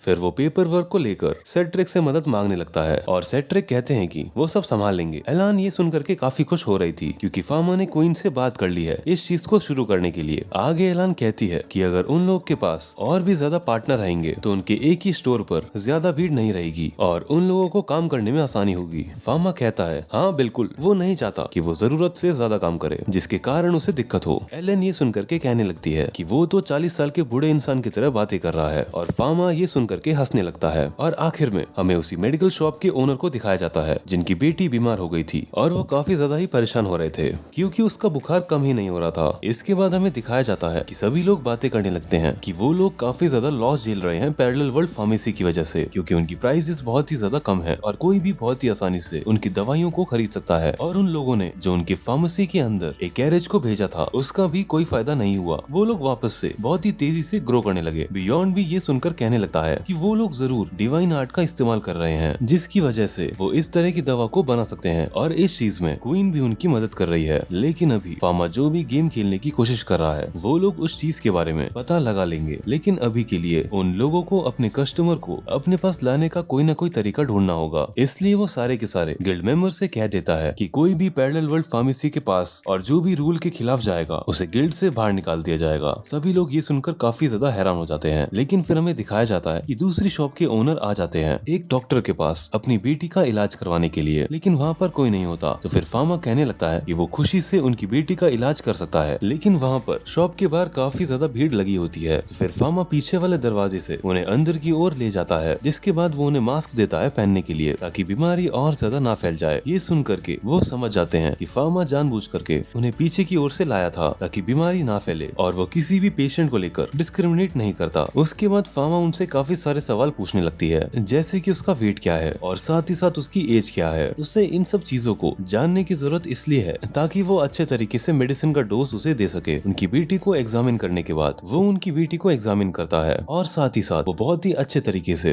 उसे ट्रीट भी कर रहा था। ये सब कुछ देख करके वो बहुत ही ज्यादा हैरान रहते हैं। आखिर में फार्मा उन्हें बताता है कि असल में उनकी बेटी को बुखार हो गया है। ये सुन करके पेरी कहने लगते हैं, क्या इसके ऊपर किसी इविल स्पिरिट ने कब्जा नहीं किया है? तो फिर फार्मा कहता है, ऐसा बिल्कुल भी नहीं है। असल में मारी की बॉडी के ऊपर थोड़े से वायरस का हमला हुआ है, जिसके कारण ये सारे के सारे सिम्टम्स दिखाई दे रहे हैं, जैसे कि उसे नाक से सांस लेने में दिक्कत हो रही है और उसे अपने मुंह से सांस लेनी पड़ रही है। इसलिए अगर वो मेडिसिन को इनहेल करती है तो वो ज्यादा अच्छी तरीके से एब्जॉर्ब हो पाएगी और ज्यादा अच्छे तरीके से इफेक्टिव रहेगी। साथ ही साथ जो खाने वाली दवा है उसकी वजह से मारी की बॉडी का टेम्परेचर कम हो जाएगा। साथ ही में उसे पानी पीते रहने की जरूरत है ताकि वो जल्दी से जल्दी रिकवर हो पाए। और फिर वो वहाँ से जाने लगते हैं, लेकिन इतनी सी देर में मारी की बॉडी का टेम्परेचर कम होने लगता है, जो देखकर वो काफी ज्यादा चौंक जाते हैं कि वो इतनी जल्दी इफेक्ट कर रही है। फार्मा फिर उन्हें 5 दिन की दवाई देता है और कहता है कि वो गार्ड से बात कर सकते हैं जब भी उन्हें कोई जरूरत हो। जिसके बाद पेरी उनसे पूछते हैं कि आखिर फीस कितनी है? तो फार्मा कहता है कि फीस बहुत ही ज्यादा कम है, क्योंकि वो चाहता है कि बच्चों का इलाज काफी अच्छे तरीके से हो सके। और फिर वहाँ से जाते हुए पैरेलल वर्ल्ड फार्मेसी सच में बहुत ही ज्यादा कमाल की जगह है और वो अपनी वाइफ को भी बताते हैं कि पैरेलल वर्ल्ड फार्मेसी कितनी अच्छी जगह है और वहाँ का जो ओनर है वो बहुत ही ज्यादा समझदार है और वो बहुत ही ज्यादा कमाल का फार्मासिस्ट है। उसके अंदर एक्सपीरियंस और कॉन्फिडेंस बहुत ही ज्यादा है और उसका थोड़ा सा भी कॉन्फिडेंस और एक्सपीरियंस उनके पास होता तो वो अपनी शॉप को अच्छी तरीके से चला सकते थे, लेकिन वो उससे जाकर के सीख नहीं सकते क्योंकि ये गिल्ड के रूल के खिलाफ है और अगर वो इसके खिलाफ जाते हैं तो उनका करियर खत्म हो जाएगा। ये बात सुन करके उनकी वाइफ कहने लगती है कि उन्हें पता है वो काफी ज्यादा मेहनत करते हैं और साथ ही साथ मारी अभी बहुत ही छोटी है और उनके ऊपर तो अभी कर्जा भी है, इसलिए उन्हें इस शॉप की जरूरत है। पेरी ये सुनकर रोने लगते हैं और कहते हैं कि हाँ उन्हें पता है कि ये सच है, लेकिन वो खुद आज अपनी बेटी का बिल नहीं कर पा रहे हैं। और फिर वो दोनों वहीं पर ऐसे ही रोते रहते हैं और फिर हमें बेरॉन को दिखाया जाता है जो कि काफी परेशान रहता है क्योंकि उनकी शॉप के जो सामान रहते हैं वो काफी कम बिक रहे होते हैं और उनकी सेल्स भी बहुत ही तेजी से डाउन हो रही थी। साथ ही साथ फार्मा की कॉस्मेटिक शॉप की वजह से उन्हें और भी ज्यादा नुकसान हो रहा था। ये सारी चीज सुन के बेरॉन कहने लगते हैं कि उनकी खुद की वाइफ भी उनकी कॉस्मेटिक का इस्तेमाल कर रही थी, तो उन्होंने उनसे भी चीजों को उठा करके बाहर फेंक दिया। फिर वो बातें करने लगते हैं कि नए बिशप भी आए थे पैरेलल वर्ल्ड फार्मेसी के अंदर पर्सनली विजिट करने के लिए, यानी कि टेम्पल भी फार्मा को सपोर्ट कर रहा है। जिसके बाद बेरन पूछते हैं पेरी से, क्योंकि उनकी शॉप का ही सबसे ज्यादा नुकसान हो रहा है क्योंकि वो ही सबसे ज्यादा करीब है पैरेलल वर्ल्ड फार्मेसी के। पेरी ये सुन करके खड़े होते हैं और कहते हैं कि वो सारी चीज साफ साफ बताना चाहते हैं कि असल में जो पैरेलल वर्ल्ड फार्मेसी है वो अपने कस्टमर का काफी अच्छे से ख्याल रखते हैं और वो वहाँ पर गए थे अपनी बेटी को लेकर और शॉप के अंदर सभी को इक्वली ट्रीट किया जाता है बिना किसी डिस्क्रिमिनेशन के। ये सुन करके बेरन कहने लगता है ये सब बेकार की बातें हैं, वो सिर्फ और सिर्फ अपनी एम्प्रेस की मदद से और साथ ही साथ डिवाइन पावर का इस्तेमाल कर रहा है हम सभी कॉमनर्स को दबाने के लिए। साथ ही साथ जो कॉमनर है वो एरिस्टोक्रेट के लिए कुछ भी नहीं है, वो लोग सिर्फ और सिर्फ उनके लिए बेकार हैं और जो नोबल्स हैं वो सिर्फ और सिर्फ कॉमनर्स का फायदा उठाते हैं। साथ ही साथ जो कॉमनर्स हैं उन्हें कॉमनर्स से कोई भी फर्क नहीं पड़ता, इसलिए वो लोग फार्मा के ऊपर डिपेंड नहीं कर सकते क्योंकि एरिस्टोक्रेट का कोई भी भरोसा नहीं है कि वो कब अपनी शॉप को बंद करके वापस से एरिस्टोक्रेट लोगों को ही चेक करना शुरू कर दें। इसलिए वो लोग यहाँ पर फार्मा को पूरी तरीके से कंट्रोल करने नहीं दे सकते, उन्हें कैसे भी करके फार्मा को यहाँ से हटाना होगा, नहीं तो इन सभी से उन सभी कॉमनर्स को बहुत ही ज्यादा नुकसान होगा। ये सुनकर के पेरी कहने लगते हैं लेकिन उसकी शॉप के साथ हम लोगों को काम करने की जरूरत है। बेरुन कहते हैं कि आखिर वो इस तरीके से कैसे गिल्ड मास्टर से बात कर सकता है। ये सुनकर पेरी कहते हैं कि उन लोगों का जो मेडिकल का तरीका है वो काफी ज्यादा लॉजिकल और एडवांस है, इसलिए उन लोगों को उनसे सीखने की जरूरत है। लेकिन सभी लोग कहने लगते हैं कि वो ये सारे हर्ब्स का इस्तेमाल कर रहे हैं उनके पूर्वज के टाइम से। तो फिर पेरी कहते हैं ये सब कुछ तुक्के के ऊपर पूरे तरीके से निर्भर करता है और लोगों को खुद भी नहीं पता कि लोग उनकी इस हर्ब्स की मदद से वो लोग दूसरों के साथ मेडिकल के नाम पर फ्रॉड कर रहे हैं। बेरुन को ये सुनकर गुस्सा आ जाता है और वो पेरी से कहता है कि वो घर छोड़ के यहाँ से दफा हो जाए। इसके बाद हमें दिखाया जाता है पेरी को जो अपनी शॉप के बाहर बैठ के रो रहे थे। तभी वहाँ पर फामा आ जाता है कि शॉप की हालत काफी ज्यादा खराब है। पेरी बताते हैं कि उन्होंने अपने एक्सपीरियंस के बारे में सभी को बताया कि उन्हें पैरेलल वर्ल्ड फार्मेसी के अंदर कैसा लगा, लेकिन सभी लोगों ने मिलकर के उन्हें ही बाहर निकाल दिया और वो मेडिसिन को और ज्यादा यहाँ पर सेल नहीं कर सकते क्योंकि उनका बिजनेस लाइसेंस उनके पास से जा चुका है। ये सुनकर के फामा कहने लगता है कि ये उसी की गलती है क्योंकि उसकी वजह से आप लोगों की ये हालत हो चुकी है। तो फिर पेरी कहते हैं ऐसी कोई बात नहीं है क्योंकि वो इस तरीके से हार नहीं मान सकते हैं एक फार्मासिस्ट के तौर पे, क्योंकि सच्चाई यही है कि पैरेलल वर्ल्ड फार्मेसी बहुत ही ज्यादा अच्छी शॉप है लेकिन अब वो गिल्ड के बाहर हो गया है, इसलिए उन्हें दूसरी कंट्री में जाना होगा और सब कुछ दोबारा से शुरू करना होगा। फामा ये सुनकर के कहता है कि वो लोग भी एक नई गिल्ड को शुरू करने के बारे में सोच रहे हैं, तो तुम चाहो तो उसे ज्वाइन कर सकते हो। और ये सुनकर के पेरी खुशी के मारे रोना ही शुरू कर देते हैं। जिसके बाद हमें अगले दिन का सीन दिखाया जाता है। वो वापस से अपनी फार्मेसी को खोलने जा रहे थे, वो काफी ज्यादा घबरा रहे थे। तो फिर मारी आ करके उन्हें चीयर करती है और फिर वो सोचते हैं कि वो दोबारा से एक नई शुरुआत करने जा रहे हैं। और फिर वो दरवाजा खोलते हैं जिसके बाहर काफी सारे लोगों की भीड़ रहती है और वो ये देख करके काफी ज्यादा हैरान हो जाते हैं। और ये सारी चीज देख करके पेरी की आंखों से अपने आप ही आंसू आने शुरू हो जाते हैं। इसके बाद हमें एक इंसान को दिखाया जाता है जिसके ऊपर कोई बाइंडिंग मैजिक करके उसे पकड़ लेता है और वो लोग उससे कहने लगते हैं कि तुमने काफी सारे ट्रीटमेंट के नए नए मेथड्स को इजाद किया है और लोगों ने तुम्हें जीनियस कहना शुरू कर दिया था, तो फिर आखिर तुमने ऐसा क्यों किया? वो इंसान कहता है वैसे भी जो लोग पैदा हुए हैं उन्हें तो मरना है ही। ये बात सुनकर ब्रूनो कहने लगते हैं क्या इसलिए तुमने इतने सारे एक्सपेरिमेंट असली इंसानों के ऊपर किए? तो फिर वो इंसान कहने लगता है कि वैसे भी इन सभी चीजों से कोई फर्क नहीं पड़ता क्योंकि इस दुनिया के अंदर सिर्फ और सिर्फ झूठ ही झूठ है। जिसके बाद वो ब्रूनो का नाम भी लेता है, जिसे सुनकर ब्रूनो काफी ज्यादा परेशान हो जाते हैं। उसके बाद ब्रूनो की आंखें खुल जाती हैं और वो काफी ज्यादा ही डरे हुए थे। जिसके बाद अगले दिन ब्रूनो बैठ के फामा के साथ खाना खाते हैं, लेकिन उन्हें पेल का एक लेटर आता है और वो इसे काफी ज्यादा ध्यान से पढ़ते हैं। उनकी मदर को चिंता हो रही थी और फिर ब्रांच पूछने लगती है कि क्या वो उनका बड़ा भाई है? तो फिर फामा हाँ कहता है। लॉटे फिर बताती है कि वो नेवेल्ट मेडिसिन कॉलेज के अंदर पढ़ रहा है। ये सुनकर के ब्रांच कहने लगती है कि जो बड़े भाई हैं वो तो काफी कमाल के है ना? तो लॉटे कहती है कि हाँ, उनका छोटा भाई बहुत ही ज्यादा कमाल का है। जिसके बाद ब्रूनो फामा को बुलाते हैं और बताते हैं कि उनकी कैपिटल के अंदर सेंट लुइस की तरफ से बहुत ही बड़ा फेस्टिवल होने वाला है, जिसके अंदर काफी ज्यादा दूर दूर से बहुत ही ज्यादा लोग आने वाले हैं। लेकिन असल में सबसे बड़ी दिक्कत ये है कि यहाँ पे काफी बड़ी बीमारी भी फैल रही है और ये एक बहुत ही ज्यादा अजीब तरह की महामारी है जिसने की नीदरलैंड कंट्री के करीब में ही फैलना शुरू कर दिया है। पेल के लेटर के हिसाब से करीब 1000 लोग उसकी वजह से अपनी जान भी गवा चुके हैं और जब वो फेस्टिवल होगा तो उसके अंदर नीदरलैंड कंट्री के लोग भी आने वाले हैं। इसीलिए नोवेलॉर्ड एकेडमिक सर्च टीम उनके सैंपल लेने के लिए गई हुई है। फामा ये सुनकर के कहता है क्या इसका मतलब ये है कि यहाँ पर भी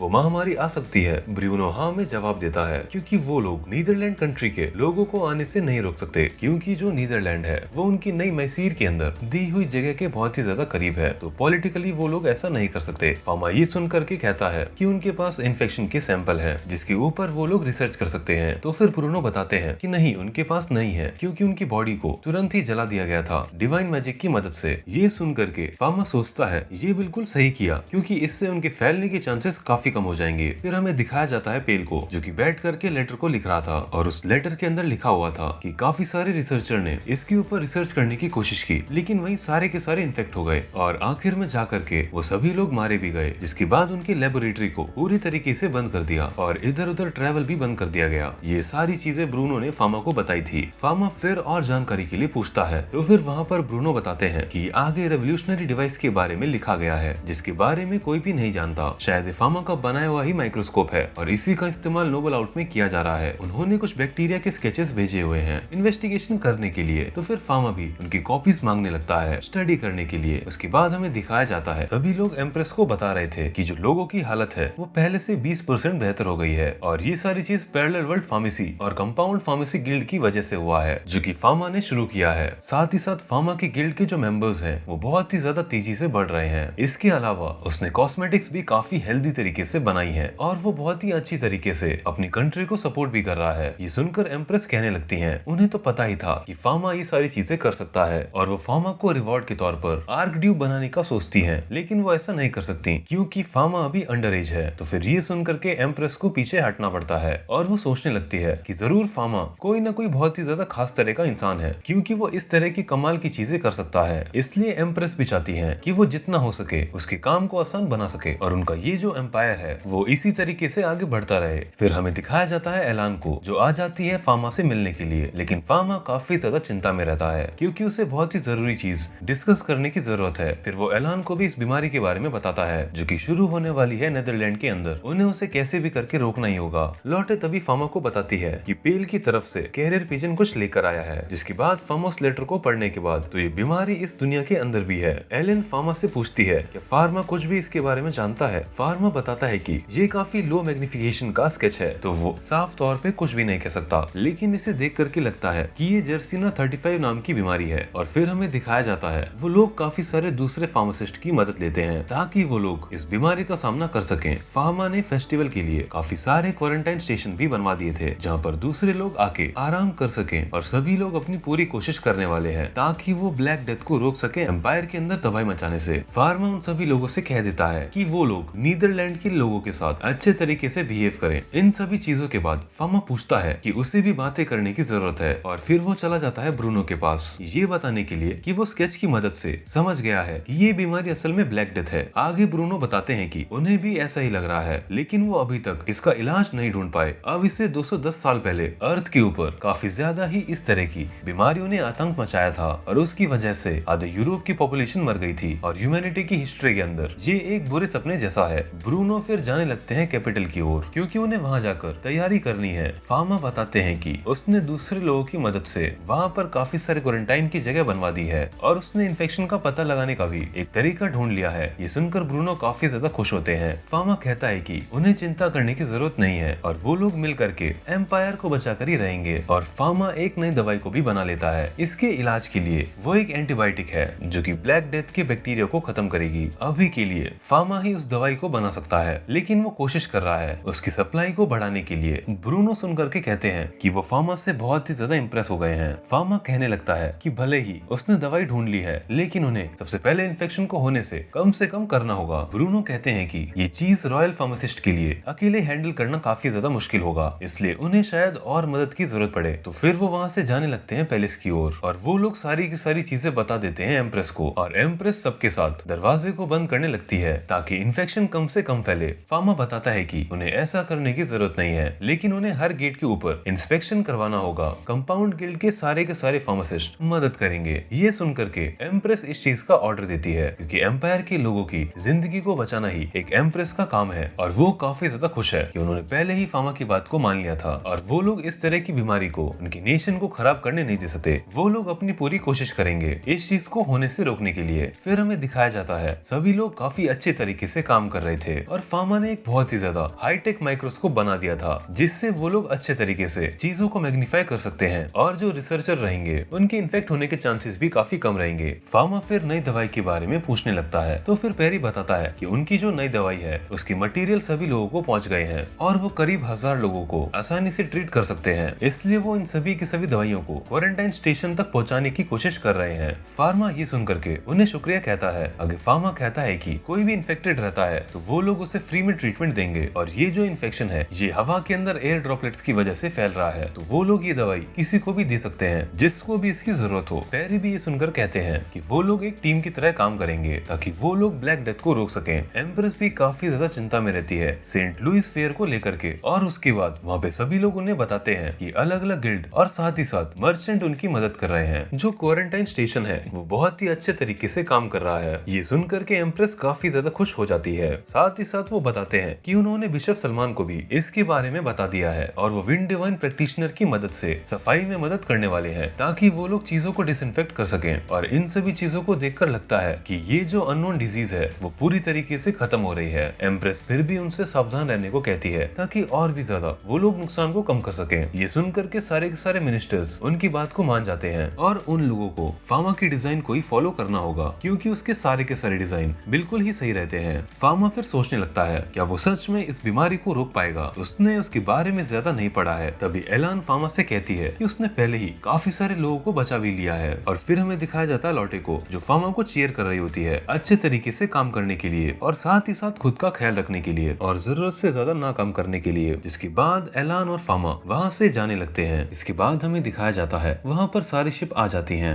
और ये देखकर फामा कहता है उसे नहीं लगता कि ये सारी चीज इस तरीके से होंगी, क्योंकि इन सभी शिप के अंदर कहीं पे भी इन्फेक्शन छुपा हुआ हो सकता है। इसके बाद वो एलायंस से कहता है कि उन्हें चल करके अब इंस्पेक्शन शुरू कर देना चाहिए और उन्हें कैसे भी करके इस महामारी को रोकना होगा। वो लोग फिर सिटी के अंदर आ जाते हैं जहाँ पे बाकी के डॉक्टर्स आ करके उन्हें दूसरी शिप की इंस्पेक्शन की रिपोर्ट्स देते हैं जो कि कल आई थी और उन्होंने साथ ही साथ काफी सारी शिप को अच्छे तरीके से प्यूरिफाई भी कर दिया है। फामा कहता है कि वो लोग थोड़ी सी भी लापरवाही नहीं कर सकते, उन्हें लगातार लोगों को क्वारंटाइन और आइसोलेट करना होगा। जिसके बाद फामा और एलान एक बोट के अंदर बैठ करके शिप में जाते हैं जहाँ पर फामा कैप्टन को बताता है कि वो यहाँ पर इंस्पेक्शन के लिए आया है, लेकिन कैप्टन गुस्से में रहता है। तो फामा उसे थोड़ी देर के लिए सब्र रखने को कहता है और वहाँ के फार्मासिस्ट से बात करने लगता है। फार्मासिस्ट फामा को वहाँ के इंस्पेक्शन रिपोर्ट देता है, लेकिन फामा कहता है कि वो और भी उनसे कुछ सवाल पूछना चाहता है। जिसके बाद फामा डिवाइन आर्ट की मदद से इंस्पेक्शन करता है और बताता है कि इस शिप के अंदर कोई दिक्कत नहीं है, जिससे सुन करके कैप्टन काफी ज्यादा खुश हो जाता है। उसके बाद फामा उसे कुछ डॉक्यूमेंट देता है जो कि उसे जमीन पर ले जाकर दिखाना होगा और साथ ही साथ कुछ प्रिस्क्रिप्शन भी देता है उनके क्रू को सी सिकनेस से बचाने के लिए, जिसके अंदर विटामिन के बारे में लिखा था जो कि उन्हें लैंड पर मिल जाएगी। फार्मा और एलान जब वहाँ से जा रहे थे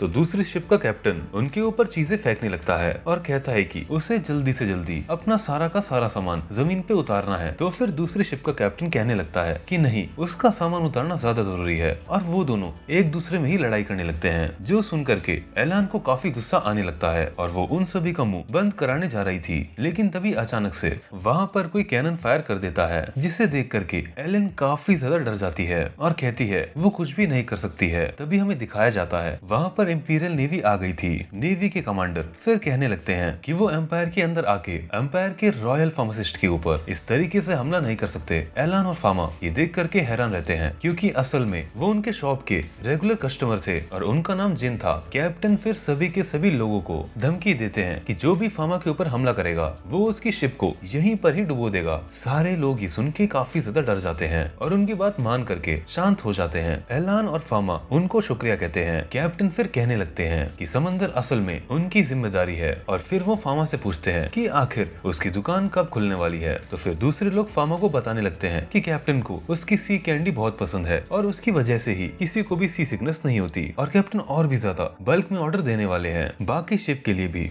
ये सुन करके फामा काफी खुश होता है और कहता है कि वो लोग इस फेयर के बाद वो सारी चीजें कर सकते हैं। इसके बाद वो लोग लैंड पर आ जाते हैं। एलान फिर कहने लगती है उसे तो लगा था कि ब्लैक डेथ सिर्फ और सिर्फ किताबों में लिखी हुई कहानी है और अगर यहाँ पे अभी फामा नहीं होता तो वो लोग यहाँ पर कुछ भी नहीं कर पाते। उसके बारे में सोच करके एलान को काफी ज्यादा ही डर लग रहा था। फामा कहता है कि इन सभी चीजों के बारे में सोचने की कोई भी जरूरत नहीं है, लेकिन तभी वहाँ पर एक इंसान आकर के बताता है उन सभी को कि असल में कुछ लोग भाग गए हैं इंस्पेक्शन से और वो लोग अभी के टाइम पर एक विलेज के अंदर भी घुस गए हैं। ये सुन करके एलान घबराते हुए पूछती है तो फिर वो सभी लोग अभी कहाँ पर हैं? तो फिर वो इंसान बताता है कि उन्हें भी ये सब कुछ नहीं पता, लेकिन वहाँ पर एक इंसान की मौत के बाद काफी ज्यादा तेजी से ब्लैक डेथ फैलने लगी है। सभी लोग ये सुन करके और भी ज्यादा डर जाते हैं। इन सभी चीजों को संभालने के लिए वहाँ पर से फामा जाने लगता है। तो फिर एलान उसे रोकते हुए कहती है कि वो यहाँ से अकेला नहीं जा सकता। फामा कहता है कि वो लोग जितना ज्यादा इस चीज को डील करेंगे उतने ही ज्यादा लोगों की डेथ होगी। ये सुन करके एलान कहती है कि अगर फामा चला जाएगा तो वो लोग शिप का इंस्पेक्शन कैसे करेंगे।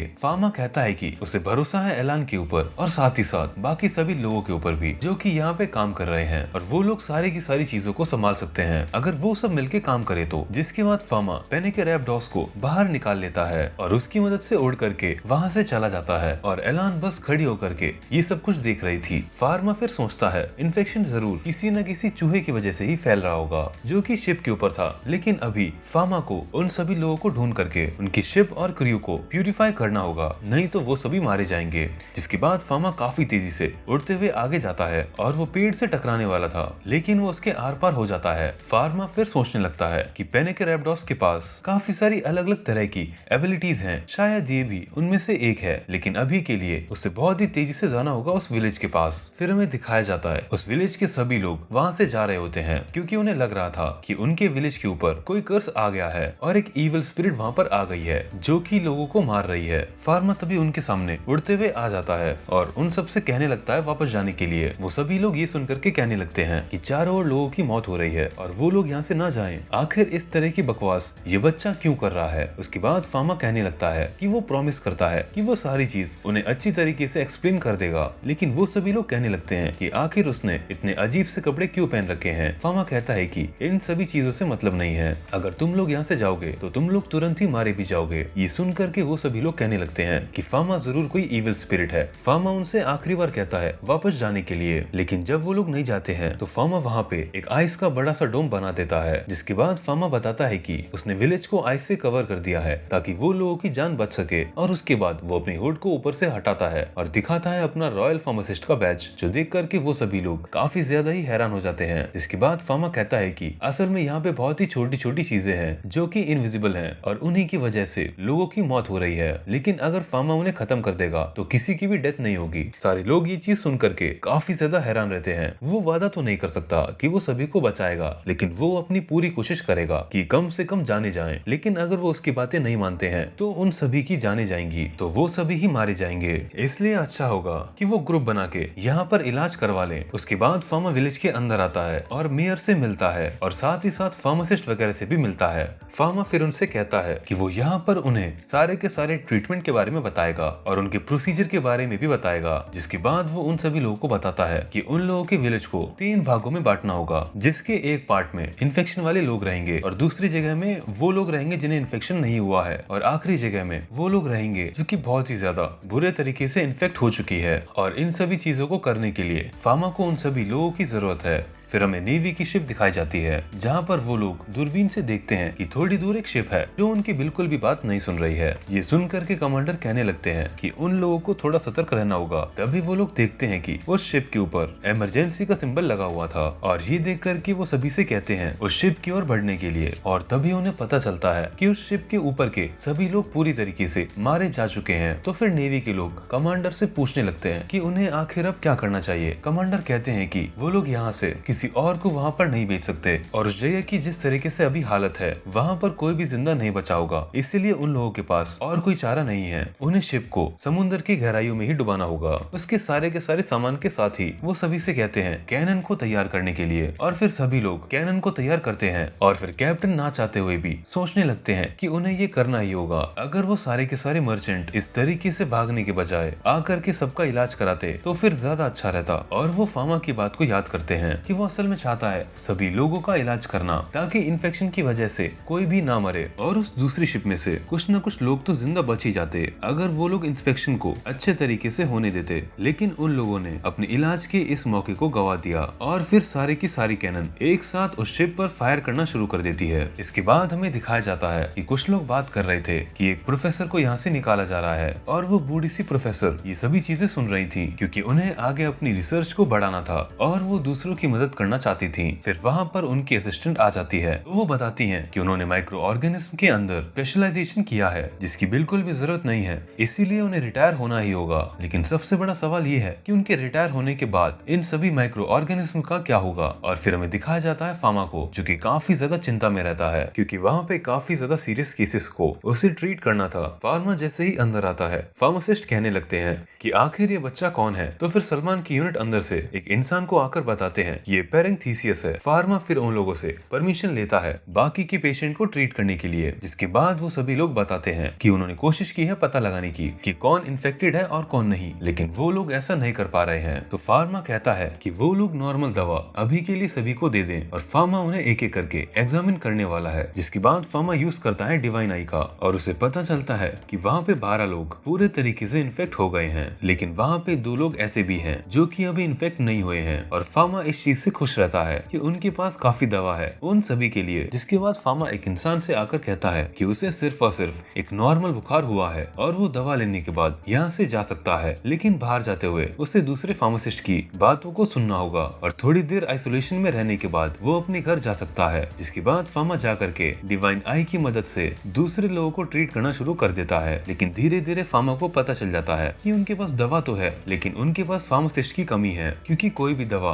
और एक नॉर्मल फार्मासिस्ट इन सभी चीजों को हैंडल नहीं कर सकता है, जिसकी वजह से फार्मा को ही सारी चीजें हैंडल करनी पड़ रही हैं और वो जितना टाइम यहाँ पे बताएगा उतना ही ज्यादा ब्लैक डेथ कैपिटल के करीब होती जाएगी। फिर बाकी सभी फार्मासिस्ट फार्मा को बताते हैं कि उन्होंने सभी को दवा दे दी है। तो फिर फार्मा कहता है ठीक है और आगे की चीजों के बारे में वो उन्हें बाद में बता देगा, लेकिन फिलहाल के लिए उन्हें दूसरे लोगों को ढूंढना होगा जो कि इन्फेक्टेड हैं और जा रहे हैं कैपिटल की ओर। उन्हें उनके सारे सामान को जला देना होगा ताकि इन्फेक्शन कम से कम हो सके। उसके बाद वो लोग उन्हें दवा भी दे सकते हैं, जिसके बाद हमें दिखाया जाता है कि एडम वहाँ पे आ जाता है लेकर के सारे स्पेसिमेन और उन सभी को एलान को देखना होता है। और फिर एलान कहती है कि वो लोग चाहे जितनी भी चीजें कर लें वो फार्मा जितने अच्छे नहीं हो सकते हैं, उनसे काफी सारी गलतियां हो रही हैं। फार्मा के पास एक स्पेशल एबिलिटी है। ये सुनकर के मारी कहने लगती है आखिर वो किस बारे में बात कर रही है। तो फिर एलान कहती है असल में वो अभी इतनी ज्यादा एक्सपीरियंस नहीं है और ना ही उसके पास स्किल्स हैं फार्मा जैसी, वो फार्मा का मुकाबला नहीं कर सकती। और साथ ही साथ फार्मा बहुत ही अच्छे तरीके से बेसिक्स के बारे में जानता है, लेकिन एलान बाकी के दूसरे काम बहुत ही अच्छे तरीके से कर लेती है और साथ ही साथ बहुत ही तेजी से, जो कि फार्मा नहीं कर पाता है। क्या इसका मतलब है वो भी कुछ चीजों में अच्छी है? मारी कहती है हाँ बिल्कुल, और उससे बहुत ही ज्यादा खुशी है कि वो एलान की इन सभी चीजों में मदद कर पा रही है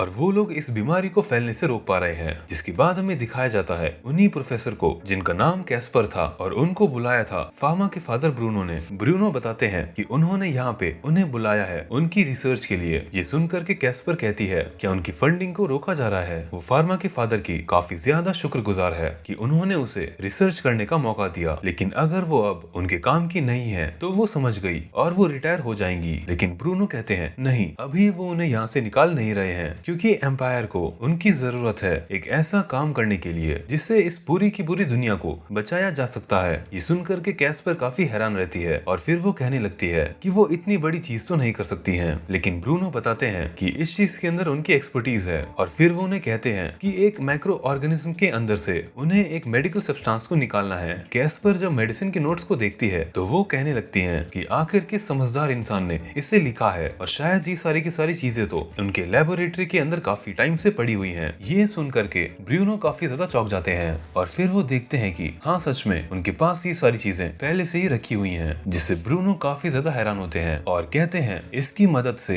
वो लोग काफी सारी मेडिसिन को बना पाएंगे। और फिर वो कैस्पर के बजट को भी बढ़ा देते हैं और कहते हैं कि और शायद थोड़े टाइम तक वो रिटायर नहीं हो पाएंगी। कैस्पर भी ये सुनकर के कहती हैं कि ठीक है, वो उन्हें निराश होने नहीं देगी। तभी वहाँ पर आ जाती है उनकी असिस्टेंट एक न्यूज लेकर के, जिसके बाद हमें दिखाया जाता है कि फार्मा ने सारे के सारे लोगों को ट्रीट कर दिया था और उसे ऐसा करने में काफी ज्यादा टाइम लगा, लेकिन फिर भी उन लोगों ने काफी सारे लोगों को बचाया, लेकिन फिर भी वो लोग कुछ लोगों को नहीं बचा पाए। फार्मा फिर कहता है कि शायद उन लोगों ने सबसे बुरी चीज होने से रोक लिया है, लेकिन अभी भी वो लोग आराम नहीं कर सकते हैं। फार्मा को अभी भी विलेज के लोगों की जरूरत है इस बीमारी को रोकने के लिए। उसने इस आइस वॉल को बनाया है डिवाइन आर्ट की मदद से, तो ये पिघलेगा नहीं और उन्हें बचा करके रखेगा। लेकिन फिर भी वो लोग किसी भी जानवर को छुए ना, और अगर कोई भी जानवर विलेज के अंदर आने की कोशिश करे तो वो लोग तुरंत ही उसे मार दें, और हो सके तो वो लोग 2 हफ्ते तक विलेज के अंदर ही रहे, लेकिन फिर भी उन्हें जाना पड़े तो वो अपना ख्याल रखें। सभी लोग ये सारी चीजें सुन करके फार्मा को शुक्रिया अदा करते हैं। फार्मा फिर वहाँ से उड़ करके जाने लगता है और सोचता है कि इस चीज में उससे ज्यादा टाइम लग गया जितना उसने सोचा था। और फिर उसे दिखाई देता है हवा के अंदर एक धुआं, जिसके बाद वो वहाँ पे जाता है तो उसे वही सारे लोग मिल जाते हैं जो कि कार्गो को लेकर के जा रहे थे। वो सभी लोग तुरंत ही कहने लगते हैं कि वो लोग वही चीज कर रहे थे जिसकी उन्हें पैसे मिले थे। फार्मा फिर कहता है उन लोगों से कि उनके अंदर ब्लैक डेथ है और अगर फार्मा उन्हें दवा नहीं देगा तो वो मारे जाएंगे, तो इसीलिए वो उसके सवाल का जवाब दे दें। फार्मा फिर उनके कार्गो के बारे में सवाल पूछता है तो वो लोग बताते हैं 2 कार्ट के अंदर असल में लकड़ी की बनी हुई चीजें हैं, एक में मसाले और आखिरी वाले में जानवर हैं। फार्मा ये सुनकर के काफी ज्यादा ही हैरान होता है और फिर वो कहने लगता है कि किस तरह के जानवर। वो लोग बताते हैं कि व्हाइट स्क्विरल जिन्हें लाया गया है पेंटी आइलैंड से। फार्मा याद करता है कि वहीं से तो ये बीमारी शुरू हुई है और पूरे के पूरे पेंटी आइलैंड के ऊपर कोई भी नहीं बच पाया है, तो वो लोग वहाँ से जानवर को क्यों लेके आए हैं। तो फिर वो लोग कहते हैं उन्हें कुछ भी नहीं पता, उनसे बस ये काम करने के लिए कहा गया है। और उनके साथ और भी काफी सारे लोग थे, साथ ही साथ 5 होली नाइट्स भी थे। जिसके बाद फार्मा को बाकी के लोग बताते हैं होली नाइट को बहुत ही अच्छे तरीके से डिवाइन आर्ट के अंदर ट्रेन किया जाता है और वो लड़ने में बहुत ही ज्यादा ताकतवर रहते हैं। वो रॉयल फैमिली या फिर एरिस्टोक्रेट को ही प्रोटेक्ट करते हैं। तो आखिर वो लोग मर्चेंट के साथ क्या कर रहे थे? फार्मा फिर सोचने लगता है तो ये होली नाइट्स का मिशन था कि उन्हें एम्पायर के अंदर इस बीमारी को फैलाना है है और शायद इससे पहले जो एम्प्रेस बीमार पड़ी थी व्हाइट डेथ की वजह से, वो भी इन्हीं की प्लान का हिस्सा था। और जब वो प्लान फेल हो गया तो उन लोगों ने पूरे के पूरे एम्पायर को ही तबाह करने का सोचा, वो भी वायरस की मदद से। तभी वहाँ पे बाकी सभी कहने लगते हैं कि उन्होंने सारी चीजें बता दी हैं, तो वो लोग उन्हें दवा दे दें। बाकी सभी लोग फार्मा को मना करते हैं उन्हें दवा देने से, लेकिन फार्मा कहता है वो एक फार्मासिस्ट है और वो हर किसी को दवा देगा जिससे उनकी जरूरत होगी। सभी फिर फार्मा की बात को मान जाते हैं, ये सोच करके कि वो पहले थीसियस का कहना है, और फिर वो उन्हें दवा भी दे देते हैं। देन हमें दिखाया जाता है एम्प्रेस को, जिन्हें पता चलता है कि कुछ लोग जानबूझ करके इस बीमारी को एम्पायर के अंदर लेकर के आए हैं। और उसके बाद ब्रूनो बताते हैं कि वो लोग जरूर कैपिटल के अंदर आने की कोशिश करेंगे। एम्प्रेस सारे गेट की सिक्योरिटी को बढ़ा देती है। तभी ब्रूनो को जाते हुए कुछ महसूस होता है। उसके बाद हमें लॉटे को दिखाया जाता है जो सभी को मास्क दे रही थी। फिर हमें पेरी को दिखाया जाता है जो कि वहीं पे काम कर रहे थे और चीजों की इंस्पेक्शन कर रहे थे, लेकिन फिर उन्हें पता चल जाता है कि यहाँ पे ब्लैक डेथ आ रहा है, तो वो सारी जगह को आइसोलेट करने के लिए जाते हैं। तभी सभी लोग चौंक जाते हैं क्योंकि दरवाजा तोड़ करके कुछ होली नाइट्स एम्पायर के अंदर आ गए थे। सभी लोग खुद को बचाने के लिए छुपने लगते हैं, लेकिन पेरी मेडिसिन को बचाने के लिए जाता है और जो एम्पायर के गार्ड होते हैं वो बाकी के होली नाइट से लड़ने की कोशिश करते हैं, लेकिन वो उनका मुकाबला नहीं कर पा रहे थे। तभी वो लोग वहाँ पर एक बॉक्स को लेकर आते हैं और फिर वो उसे खोल देते हैं, जिसके अंदर असल में स्क्विरल्स थी। सभी लोग ये सब देख करके काफी ज्यादा चौंक जाते हैं। होली नाइट फिर अपने डिवाइन आर्ट का यूज करके और वहाँ पे एक बवंडर ला देता है, बवंडर ला दूंगा बवंडर, जिसकी मदद से वो सारी स्क्विरल्स पूरे एम्पायर में फैल जाएंगी। पेरी भी फिर टेंट से बाहर आते हैं तो लोग उन्हें बताते हैं कि असल में होली नाइट्स ने कुछ स्क्विरल्स को यहाँ पे छोड़ दिया है। ये सुन करके पेरी तुरंत ही दौड़ना शुरू कर देते हैं और कहते हैं कि ये बहुत ही ज्यादा बुरा है क्योंकि उन्हीं सभी छोटे जानवर की वजह से ही ये बीमारी आगे भी फैलेगी। और फिर वो सभी से कहते हैं बेल बजाने के लिए और उन सभी स्क्विरल्स को रोकने के लिए, क्योंकि अगर वो सारे के सारे स्क्विरल्स कैपिटल के अंदर पहुंच गए तो दिक्कत बहुत ही ज्यादा बढ़ जाएगी। सभी लोगों को बेल की आवाज सुनाई देती है, यहाँ तक कि एम्प्रेस को भी। फिर हमें ब्रूनो को दिखाया जाता है जो कि खिड़की से बाहर देख रहे थे और एक बिल्डिंग के ऊपर बहुत ही अजीब सा इंसान बैठा हुआ था जिसके आसपास की ऑरा बहुत ही ज्यादा ब्लैक और डार्क थी। इसके बाद हमें दिखाया जाता है कि क्वीन को आकर के सभी लोग बताते हैं कि जो होली नाइट्स हैं वो असल में उनके किंगडम के अंदर आए हैं। ये सुन करके क्वीन कहती है 5 होली नाइट्स ही आए हैं तो वो लोग उन्हें खत्म क्यों नहीं कर दे रहे। तो फिर ब्रूनो बताते हैं कि उन लोगों को पता चला है कि जिन शिप के अंदर से ये बीमारी आई थी वो नीदरलैंड के अंदर से आए थे और इन्हें देख करके लगता है कि ये लोग जानबूझ करके इनकी मदद से इन्फेक्शन फैलाने की कोशिश की जा रही है। क्वीन सुन करके कहती है उन्हें इसके पीछे का रीजन समझ नहीं आ रहा है क्योंकि नीदरलैंड और एम्पायर काफी ज्यादा ही करीब थे और साथ ही साथ 5 होली नाइट्स के साथ हमला करना ये बिल्कुल भी सही नहीं है और साथ ही साथ उनके यहाँ का मोनार्क भी बदला गया है। तो आखिर वो लोग ऐसा क्यों कर रहे हैं, आखिर इसके पीछे कौन हो सकता है। तो ब्रूनो कहते हैं शायद उन्हें थोड़ा अंदाजा है कि ये जो ब्लैक डेथ है वो किस तरीके से काम कर रही है, क्योंकि इस तरह की चीज को बनाने के लिए उन लोगों को काफी ज्यादा प्लानिंग की जरूरत है और साथ में एक नॉलेजेबल इंसान भी। और शायद उन लोगों को याद ही होगा कि 3 साल पहले नीदरलैंड के अंदर एक फार्मासिस्ट गया था कॉमिनर बनके, जिसे नोवेल एकेडमी से निकाला गया था। उसके अंदर काफी ज्यादा काबिलियत थी एक अच्छा फार्मासिस्ट बनने की। उसने भले ही काफी सारे ऐसे ट्रीटमेंट के तरीके बनाए थे जिसके कारण उसे एक जीनियस कहा जाने लगा, लेकिन उसने कई सारे ह्यूमन एक्सपेरिमेंट्स भी किए थे जो कि बिल्कुल ह्यूमैनिटी और मोरालिटी दोनों के बिल्कुल खिलाफ थे, जिसके बाद उसे पकड़ लिया गया टेम्पल के लोगों के द्वारा और उन लोगों ने उसके डिवाइन आर्ट को सील कर दिया और उसे कॉमनर बना दिया। और जहाँ तक ब्रूनो को पता है वो काफी सारे अलग अलग पॉइजन्स पर रिसर्च कर रहा था जो कि एक इंसान से दूसरे इंसान तक जा सकते हैं। ये सब चीजें सुन करके सभी लोग सोचने लगते हैं कि आखिर वो इंसान कौन था। तो फिर उसके बारे में ब्रूनो सोचते हैं और कहते हैं उनके स्कूल और साथ ही साथ कॉलेज का दोस्त कैमस। आगे वो कहने लगते हैं कि वो कैमस को खुद से मारना चाहते हैं, उसकी जान लेना चाहते हैं। जिसके बाद हमें दिखाया जाता है कि वो स्क्विरल्स चारों ओर फैल रही होती हैं और एम्पायर के गार्ड्स उन्हें रोकने की कोशिश कर रहे होते हैं और साथ ही साथ कुछ गार्ड्स होली नाइट से भी लड़ रहे होते हैं जिनमें उन्हें काफी ज्यादा परेशानी आ रही थी क्योंकि जो होली नाइट्स थे वो डिवाइन आर्ट का इस्तेमाल कर रहे थे। तभी वहाँ पर कोई आकर के फ्यूरी ऑफ द अर्थ नाम की डिवाइन आर्ट का इस्तेमाल करता है जिससे वो सारे के सारे होली नाइट्स वहीं पे रुक जाते हैं। लाइक भाई की आंखें तो देखो कितनी खतरनाक है। और फिर हमें दिखाया जाता है वहाँ पर बिशप सालमन आ चुके थे, जिन्हें देख करके सारे होली नाइट्स भी घबरा जाते हैं। सालमन फिर उन लोगों से कहते हैं कि वो लोग टेम्पल के खिलाफ गए हैं और साथ ही साथ उन लोगों ने गॉड के आर्ट का गलत इस्तेमाल किया है, इसलिए वो उसके अब काबिल नहीं रहे हैं। जिसके बाद वो गार्डियन डीटी के नाम पे उनकी डिवाइन आर्ट को छीन लेते हैं और फिर हमें सेड्रिक को दिखाया जाता है, जिन्हें बेल की साउंड से पता चल जाता है कि उनके ऊपर दुश्मनों ने हमला किया है। ये सुन करके लॉटे कहने लगती है तब तो काफी सारे लोगों को चोट लगी होगी और उन्हें दवाइयों की जरूरत होगी। सेड्रिक कहते हैं हाँ ऐसा हो सकता है, लेकिन वो लॉटे को कुछ भी होने नहीं दे सकते, क्योंकि अगर लॉटे को कुछ भी होता है तो फामा को इसकी वजह से बहुत बुरा लगेगा। जिसके बाद लॉटे वहीं पे प्रार्थना करना शुरू कर देती है और फिर हमें फामा को दिखाया जाता है, जो कि ये सारी चीजें देख करके काफी हैरान रहता है। फिर वो डिवाइन आई की मदद से देखता है कि इन्फेक्शन काफी तेजी से फैल रहा है। तभी फामा को वहाँ पे दिखाई देता है कि एक स्क्विरल नहीं, ये तो फ्लाइंग स्क्विरल है, वो वहाँ पे उड़ रही होती है, जिसकी वजह से उन्हें पकड़ पाना और मार पाना बहुत ही ज्यादा मुश्किल हो रहा था। जिसके बाद फामा पेनेकरेप्टोस की मदद से उड़ने लगता है और ब्रूनो के पास आ जाता है और बताता है कि उसने एलान को वहाँ फेयर के पास सारी चीजें संभालने के लिए छोड़ दिया है और वो अभी यहाँ की चीजों को लेकर के ज्यादा चिंता में है। जिसके बाद हमें दिखाया जाता है जो एम्पायर के गार्ड होते हैं वो होली नाइट से पूछते हैं कि आखिर में वो यहाँ पे ब्लैक डेथ को क्यों फैलाना चाहते हैं। होली नाइट कहते हैं ब्लैक डेथ आखिर ये क्या है। उनको इसके बारे में कुछ भी नहीं पता था, उन्हें नहीं पता कि आखिर वो इंसान क्या करना चाहता है, लेकिन उसने उनके रूलर को पकड़ के रखा हुआ है और वो लोग सिर्फ और सिर्फ उनको बचाना चाहते हैं, जिसके कारण वो ये सारी चीजें कर रहे हैं। और उस इंसान के पास इतनी ताकत है कि वो कई हजार लोगों को सिर्फ और सिर्फ अपनी पल के झपका करके मार सकता है और उसके पास एक इविल स्पिरिट भी है। ये सुन करके सभी लोग काफी ज्यादा हैरान हो जाते हैं। ब्रूनो फिर उससे कैमस के बारे में पूछते हैं और फिर उन्हें पता चलता है कि असल में वो कैमस ही है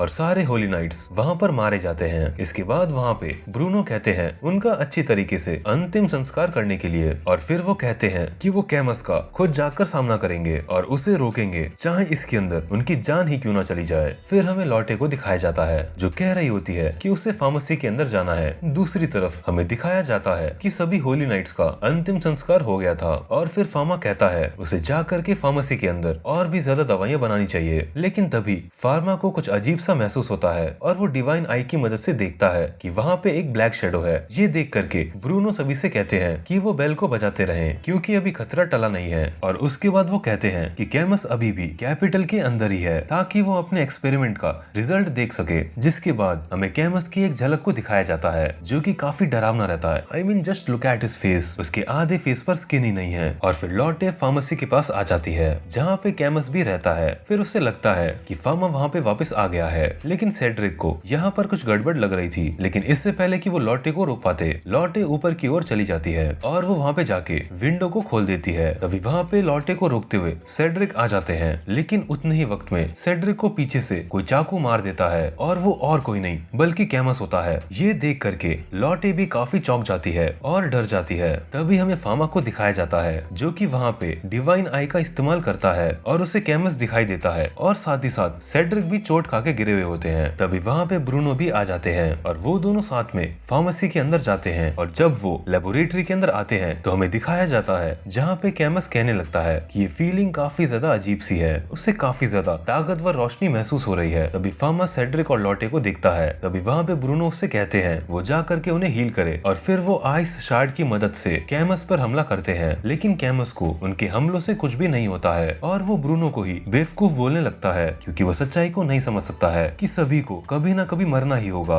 ब्रूनो ये सुन करके कहते हैं कि लोग अपनी जिंदगी को अच्छे तरीके से जीते हैं और एक फार्मासिस्ट का काम है उनकी मदद करते रहने का। जिसके बाद वो आइस स्पीयर से उसके ऊपर हमला कर देते हैं। फार्मा फिर डिवाइन आई की मदद से सेड्रिक और साथ ही साथ लॉटे को देखता है जिनके अंदर पॉइजन होता है। और फिर हमें दिखाया जाता है ब्रूनो को जो कि आइस केज का भी इस्तेमाल करते हैं, लेकिन कोई भी चीज कैमस को रोक नहीं पा रही थी और कैमस लगातार ब्रूनो के ऊपर हमला कर रहा था। फार्मा फिर सोचने लगता है कि यहाँ पे कितने सारे और अलग अलग तरह के पॉइजन्स हैं, आखिर कोई ऐसा कर भी कैसे सकता है। और फार्मा को भी उसे ठीक करने में काफी टाइम लग रहा था, जबकि वो पॉइजन को सीधा ही एलिमिनेट कर रहा था बिना एंटीटोड को बनाए हुए। लेकिन आखिर में जाकर के फार्मा कामयाब हो जाता है सारे पॉइजन को एलिमिनेट करने में। और हमें दिखाया जाता है ब्रूनो कैमस के सामने हार जाते हैं। कैमस फिर कहने लगता है कि जो बीमार लोग हैं वो इस दुनिया को खराब कर रहे हैं। जिसके बाद वो फार्मा के एक बॉक्स को खोलना शुरू करता है और कहता है इस दुनिया को खत्म होना होगा। और साथ ही साथ वो कहता है कि फार्मा की लेबोरेटरी के अंदर काफी सारे अच्छे अच्छे पॉइजन्स भी हैं। जिसके बाद वो कहता है इस दुनिया के अंदर सिर्फ और सिर्फ एक ही विनर रह सकता है और ह्यूमैनिटी की वजह से ये सारी चीजें अब दिक्कत दे रही हैं। लोगों को लगता है कि जिंदगी बहुत ही ज्यादा खूबसूरत है, जबकि ऐसा नहीं है और इसीलिए उन लोगों को आगे बढ़ते हुए ह्यूमैनिटी को ही खत्म कर देना चाहिए। और फिर वो एक मटेरियल को निकाल करके कहता है कि अब उसे एक्सपेरिमेंट को शुरू करना चाहिए, लेकिन तभी वो मटेरियल गायब हो जाता है और ये चीज फामा ने की थी।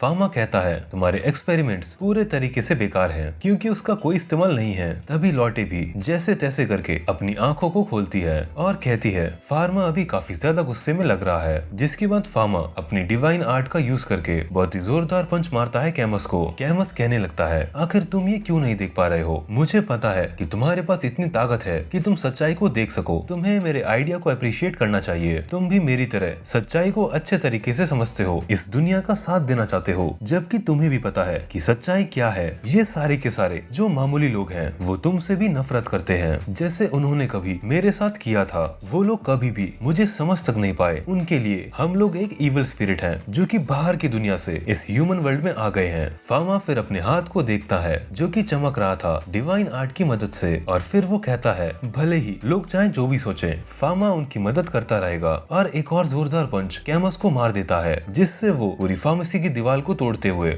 बाहर जाकर के गिरता है। फिर फामा पैनिक रैप्टोस की मदद से कैमस को मारता है जिससे वहाँ पे हद से ज्यादा एनर्जी निकलती है और वो एनर्जी चारों ओर पूरे के पूरे एम्पायर के ऊपर फैल जाती है। सब लोग ये रोशनी को देख करके काफी ज्यादा हैरान हो जाते हैं। सालमन फिर सोचने लगते हैं हमेशा से माना जाता है कि पैनिक रैप्टोस के अंदर काफी सारी अलग अलग तरह की पावर्स हैं, लेकिन इनमें से सबसे ज्यादा ताकतवर है प्यूरिफिकेशन। और असल में सच्चाई ये है पैनिक रैप्टोस असल में पैनिक थीसियस की ही पावर का इस्तेमाल करती है जो कि इविल स्पिरिट को पूरे तरीके से खत्म कर देता है और साथ ही साथ इस एपिडेमिक को भी। और वो पक्के तरीके से कह सकते हैं कि यही है असल में पैनिक थीसियस की पावर। जिसके बाद हमें दिखाया जाता है फामा को। फामा अभी भी गुस्से में रहता है और जो ब्रूनो होते हैं वो भी बाहर आ जाते हैं। जिसके बाद वो देखते हैं कि जो कैमस की इविल स्पिरिट थी वो वहाँ से गायब हो चुकी है और उन्हें भी ये देख करके अच्छा लगता है कि उनका दोस्त इस कर्ज से आजाद हो चुका है। जिसके बाद वहाँ पे लौटे आ जाती है और फामा को हक कर लेती है और कहती है वापस आने के लिए शुक्रिया। जिसके बाद हमें दिखाया जाता है थोड़ा टाइम बीत जाता है और फामा सभी का इलाज कर रहा होता है ब्लैक डेथ को लेकर के। और एलान ने पोर्ट के पास पूरी की पूरी बीमारी को खत्म कर दिया और साथ ही साथ फामा ने काफी सारे अलग अलग ट्रीटमेंट बना दिए हैं ब्लैक डेथ डिसीज को क्योर करने के लिए। और जो कंपाउंड फार्मेसी गिल्ड है उन्होंने सभी लोगों को जा जाके फ्री में मेडिसिन दी है ब्लैक डेथ के लिए, लेकिन वेरॉन इसे लेने से मना कर देते हैं। लेकिन बाद में उसे उठा करके अपनी वाइफ को दे देते हैं। और फिर फामा सोचता है कि वो हर एक इंसान को नहीं बचा सकता है, लेकिन फिर भी उसने काफी सारे लोगों को बचाया है और जो कैपिटल की रिकवरी है वो काफी तेजी से हो रही है। इसके अलावा उन लोगों ने अलग अलग तरीके के बैक्टीरियाज के बारे में पता लगाया है जिसकी मदद से वो लोग एंटीबायोटिक्स बना सकते हैं और वो लोग उसी प्रोसेस को आगे बढ़ा रहे हैं। उन्होंने काफी सारी अलग अलग वैक्सीन्स को भी बना लिया है और वो लगातार आगे भी बनाते जा रहे हैं और वो समय अभी दूर नहीं है जब वो लोग ब्लैक डेथ को पूरे तरीके से ठीक कर पाएंगे। जिसके बाद हमें दिखाया जाता है 2 महीने के बाद क्वीन अनाउंस करती है कि अब ये देश पूरे तरीके से ब्लैक डेथ से बाहर आ चुका है। और ये सुन करके सारे के सारे लोग पूरे एम्पायर के अंदर पार्टी करना शुरू कर देते हैं। पार्टी वार्टी तो ठीक है, अगर तुमको भी पार्टी चाहिए तो कमेंट में जरूर बताना, साथ में मिलकर पार्टी करेंगे। दूसरी ओर हमें दिखाया जाता है लॉटे काफी खुश रहती है क्योंकि पैरेलल वर्ल्ड फार्मेसी काफी टाइम के बाद खुलने वाली है और उसके अलावा वहाँ पे सभी लोग काफी ज्यादा एक्साइटेड रहते हैं। एलान कहने लगती है उन्हें काफी टाइम तक फार्मेसी को बंद रखना पड़ा था। तो फार्मा ये सुन करके कहता है कि उसे उम्मीद है कि आगे ऐसा कुछ नहीं होगा जिसकी वजह से उसे फार्मेसी को बंद करना पड़े। शॉप खुलने के साथ ही वहाँ पे कमांडर जीन आ जाते हैं जहाँ पे सभी लोग उन्हें वहाँ पे मदद करने के लिए शुक्रिया अदा करते हैं। तो फिर ये सुन करके जीन कहते हैं कि मुझे कमांडर मत बुलाओ और फिर वो वहाँ पे लॉटे को एक गिफ्ट देते हैं जो कि वो उसके लिए फेयर से लाए थे। लॉटे उस गिफ्ट को लेकर के काफी ज्यादा खुश हो जाती है। जिसके बाद एलान कहने लगती है कि वो लोग फेयर के अंदर के हालात को इसीलिए संभाल पाए क्योंकि उनकी फार्मा ने काफी ज्यादा मदद की। फार्मा ये सुनकर के कहता है कि उसने ऐसा कुछ नहीं किया। जिसके बाद लॉटे जा करके फार्मेसी के बंद दरवाजे को खोलती है और बाहर काफी ज्यादा भीड़ रहती है। तो बस इसी के साथ इस एनिमे का ये सीजन यहीं पे ही खत्म होता है। भाई साहब तुम लोगों ने जो कमेंट किए मेरी पहली वीडियो पे कि सेकंड पार्ट चाहिए, सेकंड पार्ट चाहिए, सेकंड पार्ट चाहिए, तो ये आखिर में सेकंड पार्ट कंप्लीट होता है। और आई डोंट नो अगर सीजन 2 आया है तो उसका एक्सप्लेनेशन दे दूंगा और अगर नहीं आया तो कमेंट में जरूर बताना कि तुम सभी को अगली एक्सप्लेनेशन वीडियो किस एनीमे पे चाहिए। और सॉरी, थोड़ी सी तबीयत खराब और चीजें काफी ज्यादा चल रही थी जिसकी वजह से ये एनीमे जल्दी नहीं आ पाई। और आई होप कि आपको ये वीडियो अच्छी लगी होगी। वीडियो कैसी लगी कमेंट्स में जरूर बताना। अगर अच्छी लगी तो लाइक एंड सब्सक्राइब करना ना भूलें। मैं मिलता हूँ आपको एक ऐसी ही इंटरेस्टिंग वीडियो में। तब तक के लिए राधे राधे।